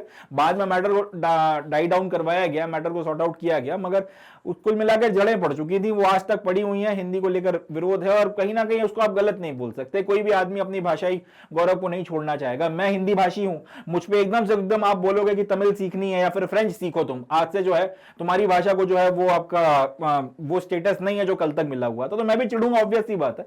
तो ये एक पॉइंट ऑफ व्यू ठीक है, कोई अगर उस भाषा को नहीं सीखना चाहता कोई बड़ी बात नहीं है, कोई अपने मन से सीखना चाहे कोई इश्यूज नहीं है। तो कुल मिलाकर इंग्लिश चाहे आदमी कोई माने इसको या चाहे ना माने, डी फैक्टो लेवल पर हमारी ऑफिशियल लैंग्वेज के तौर पर काम कर रही है और अब इससे पीछा नहीं छोड़ाया जा सकता। हिंदी नेशनल लैंग्वेज नहीं है, ऑफिशियल लैंग्वेज है और यही एक रियलिटी है। साउथ की अपनी एक अलग कहानी चल रही है, नॉर्थ की अपने स्टेट्स की अलग कहानी चल रही है और हिंदुस्तान इन्हीं कॉम्प्रोमाइजेस वगैरह के ऊपर चलेगा, डेमोक्रेसी इसी तरह से चलाई जाती है। तो ये जो है आपका पूरा का पूरा आर्गुमेंट वगैरह बनकर तैयार होता है। इस तरह से ये वाला क्वेश्चन भी अपना खत्म हो गया। अब हम लोग बढ़ते हैं इस सेशन के लास्ट क्वेश्चन की तरफ, देखते हैं इसे। तो नेक्स्ट अपना जो क्वेश्चन है, क्वेश्चन नंबर 9, इसमें बोला कि on the present day political map of India indicate the different languages spoken in each state and mark out the one that is designated as the language for official communication. Compare the present map with a map of early 1950s. What differences do you notice? Do the differences say something about the relationship between the language and the organization of the states? तो basically हमको यहाँ पे करना यह है कि जो अलग अलग हमारे राज्य हैं उनमें जो आज की तारीख में अलग अलग आपकी भाषाएं बोली जाती हैं, जो ऑफिशियल लैंग्वेजेस हैं वो बतानी है। तो वो काम आसानी से हो सकता है। जैसे कि अगर आप नीचे से शुरू करें, तमिलनाडु में तमिल बोली जाती है, केरल में मलयालम है, कर्नाटक में जो है आपका कन्नड़ भाषा है, आंध्र और तेलंगाना में तेलुगु बोली जाती है। इनको तो कंबाइन तौर पर तेलुगु स्टेट्स भी बोला जाने लगा है आजकल। गोवा में कोंकणी है, महाराष्ट्र में मराठी है, गुजरात में गुजराती है, उड़ीसा में उड़िया लैंग्वेज है, पश्चिम बंगाल में आपका बंगाली भाषा है, असम में जो है असमिया है, मेघालय, मिजोरम, मणिपुर, नागालैंड, अरुणाचल और त्रिपुरा की अपनी अलग अलग लैंग्वेजेस हैं। जैसे नागालैंड की अपनी ऑफिशियल लैंग्वेज इंग्लिश है, मगर साथ में नागामीज भी बोली जाती है। मणिपुर, मेघालय में मेघालय हो गया, उसकी अपनी एक लैंग्वेज है। इसी तरीके से आपका मणिपुर में मणिपुरी बोली जाती है, त्रिपुरा में बंगाली भाषा बोली जाती है, सिक्किम की अपनी एक सिक्किम में जो है नेपाली भाषा बोली जा रही है, और भी दूसरी लैंग्वेजेस वगैरह बोली जाती हैं। बाकी पंजाब में आपको पंजाबी देखने को मिलती है, जम्मू कश्मीर में कश्मीरी है, लद्दाख में लद्दाखी या फिर बोटी भाषा बोलते हैं उसे। इसके अलावा पूरे नॉर्थ का जो इलाका आप देख लो, राजस्थान हो गया, हरियाणा, दिल्ली, हिमाचल, उत्तराखंड, यूपी, बिहार, झारखंड, छत्तीसगढ़, मध्य प्रदेश, इस सारे इलाकों में ऑफिशियल लैंग्वेज जो है वो हिंदी है। मगर अब इसका यह भी मतलब नहीं है कि जम्मू कश्मीर या लद्दाख में जाके आप हिंदी बोलोगे कोई समझ नहीं पाएगा, या पंजाब में कोई समझ नहीं पाएगा कि आप क्या हिंदी में बात कर रहे हो। गुजरात या फिर आपका पश्चिम बंगाल, उड़ीसा, महाराष्ट्र में कोई समझ नहीं पाएगा। तो ऐसा नहीं है कि हिंदी इन इलाकों में ऑफिशियल लैंग्वेज है तो इनके अलावा कहीं और समझी नहीं जाती, बड़े लेवल पर जो है समझ ली जाती है। अब अगर हम लोग इसको 1950s के मैप से कंपेयर करें तो तमिलनाडु और पूरा का पूरा तेलंगाना और आंध्र का जो इलाका है, ये पूरा का पूरा इलाका आपका मद्रास स्टेट, और केरल का भी थोड़ा बहुत पोर्शन, ये पूरा का पूरा मद्रास स्टेट कहलाता था। अब इसमें जो भाषा बोली जाती थी ऑफिशियल लेवल पर, जो लैंग्वेज आपका जो इस्तेमाल हो रही थी, वो एक तो इंग्लिश थी और एक दूसरा आपका तमिल थी। मगर अब देखने वाली बात यह है कि यहां पे कौन कौन से इलाके साथ में आपके आ रहे हैं।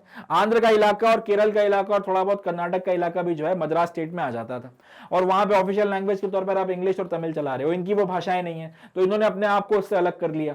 इसी तरीके से आपका महाराष्ट्र और गुजरात जो है पहले पूरा आपका बॉम्बे स्टेट कहलाया करता था, तो गुजराती स्पीकिंग इलाके अलग करके गुजरात बना दिया, बाकी जो आपका महाराष्ट्र का इलाका जहां मराठी बोली जाती थी वो महाराष्ट्र बना दिया। यही बात दूसरों के साथ में की गई।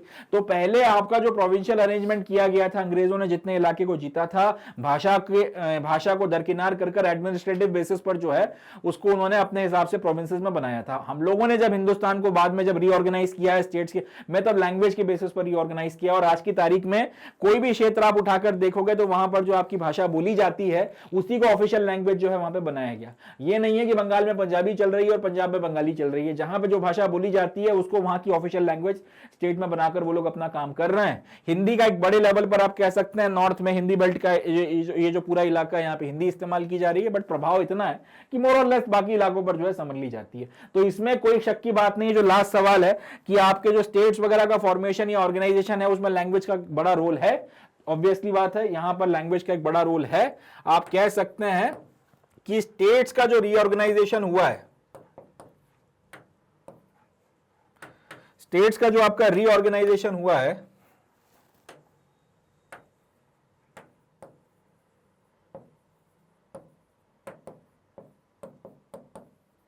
ये लिंग्विस्टिक बेसिस पर हुआ है,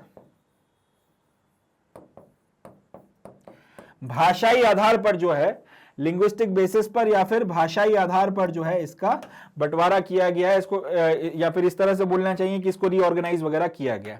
तो ये जो है आज की तारीख में हिंदुस्तान में अलग अलग क्षेत्रों में बोली जाने वाली भाषाएं, और उन भाषाओं के बेसिस पर जो आपका डिवीजन वगैरह है वो देखने को मिलता है। अलग अलग क्षेत्रों में जो भाषाएं बोली जाती हैं उसके हिसाब से इंडिया का पूरा पॉलिटिकल मैप हम लोगों ने ड्रॉ किया। चलें आगे बढ़ते हैं। So with this we come to end of today's session. इसी के साथ में इस चैप्टर के एनसीईआरटी सॉल्यूशंस जो हैं अपने यहाँ पर पूरे होते हैं, एंड इसी के साथ में अपना सेशन भी जो है अपन लोग यहाँ पर अब समाप्त करते हैं। हालांकि एंड करने के पहले मैं आपको एक बात बताना चाहूंगा, जैसा कि मैंने सेशन की शुरुआत में ही कहा था कि भाई मैग्नेट ब्रेन्स जो है इस पर आपको सारा quality educational content exclusively 100% free of cost provide कराया जाता है। अगला सवाल जो आप मेरे से पूछोगे कि ये कंटेंट एक्सेस कैसे किया जा सकता है, तो इसके 3 तरीके हैं। एक तो आप ये सारा का सारा कंटेंट यूट्यूब पर देख सकते हैं, हमारा जो यूट्यूब चैनल है उस पर जाकर आप ये सारा का सारा कंटेंट एक्सेस कर सकते हैं। दूसरा, आप ये सारा कंटेंट मैग्नेट ब्रेन्स की वेबसाइट पर देख सकते हैं, और तीसरा जो शायद सबसे अच्छा तरीका है, मैग्नेट ब्रेन्स का ऐप डाउनलोड कर लीजिए और उस पर भी सारे के सारे कंटेंट को आप एक्सेस कर पाएंगे। ये आपके मोबाइल फोन पर भी चल जाएगा, ये आपके पीसी पर, ये आपके टैबलेट पर भी चल जाएगा, और ये आपके पीसी पर भी चल जाएगा। तो जो भी मेथड आपको ठीक लगता है उसकी मदद से आप जो इस कंटेंट को एक्सेस करें और इसको देखें। बिसाइड दिस हमें यह भी समझ में आता है कि वीडियो 1 बार 2 बार या मैक्स टू मैक्स 3 बार देखा जा सकता है। अगर आपको रिवीजन करना हो, खासतौर पे क्विकली करना हो, तो जरूरत पड़ती है नोट्स की। इसलिए मैग्नेट ब्रेन्स आपके लिए नोट्स भी लेकर आया है, हार्ड कॉपी में भी और सॉफ्ट कॉपी में भी, बुक्स के फॉर्म में भी और ई बुक्स के फॉर्म में भी। इनके भी लिंक्स आपको डिस्क्रिप्शन में दिए गए, तो यहां से आप इनका कंटेंट भी जो है ये भी एक्सेस कर सकते हैं, और इसकी मदद से भी जो आप अपनी प्रिपरेशन वगैरह को अच्छा कर सकते हैं, एनहांस कर सकते हैं। बिसाइड दिस, अगर आपके मन में और कोई बात हो, आप कोई और डिमांड करना चाहते हैं, अगर आप कोई और नई इच्छा रखते हैं, अगर आपका कोई और नया जो है आप चाहते हैं कि सिलेबस आपका कोई नया सब्जेक्ट पढ़ाया जाए, कोई नई चीज़ शामिल की जाए, तो उसके बारे में आप हमें वेरियस सोशल मीडिया प्लेटफॉर्म से बता सकते हैं। हम लोग उनको भी जो है इनकलकेट करेंगे ताकि इंश्योर करा जा सके कि आपकी प्रिपरेशन में किसी भी तरीके की कोई कमी ना आए। तो भाई जितना हो सके इसका उतना ज़्यादा फायदा उठाएं, इस वेंचर से उतना ज़्यादा बेनिफिट लें, अपनी प्रिपरेशन को अच्छे से अच्छा करें, अच्छे से अच्छे मार्क्स स्कोर करते चले जाएं और सफलता और तरक्की के रास्ते पर आगे बढ़ते चले जाएं। इसी नोट पे I would be calling it the day and concluding the session. Next session में मिलेंगे नेक्स्ट चैप्टर, आपका जो दूसरे चैप्टर्स वगैरह हैं उनके एनसीईआरटी सॉल्यूशंस वगैरह के साथ। तब तक के लिए अपना ध्यान रखें, खुश रहें, पॉजिटिव रहें, हंसते मुस्कुराते रहें, एंड मोस्ट इंपॉर्टेंटली जुड़े रहें मैग्नेट ब्रेन्स के साथ। थैंक यू, जय हिंद।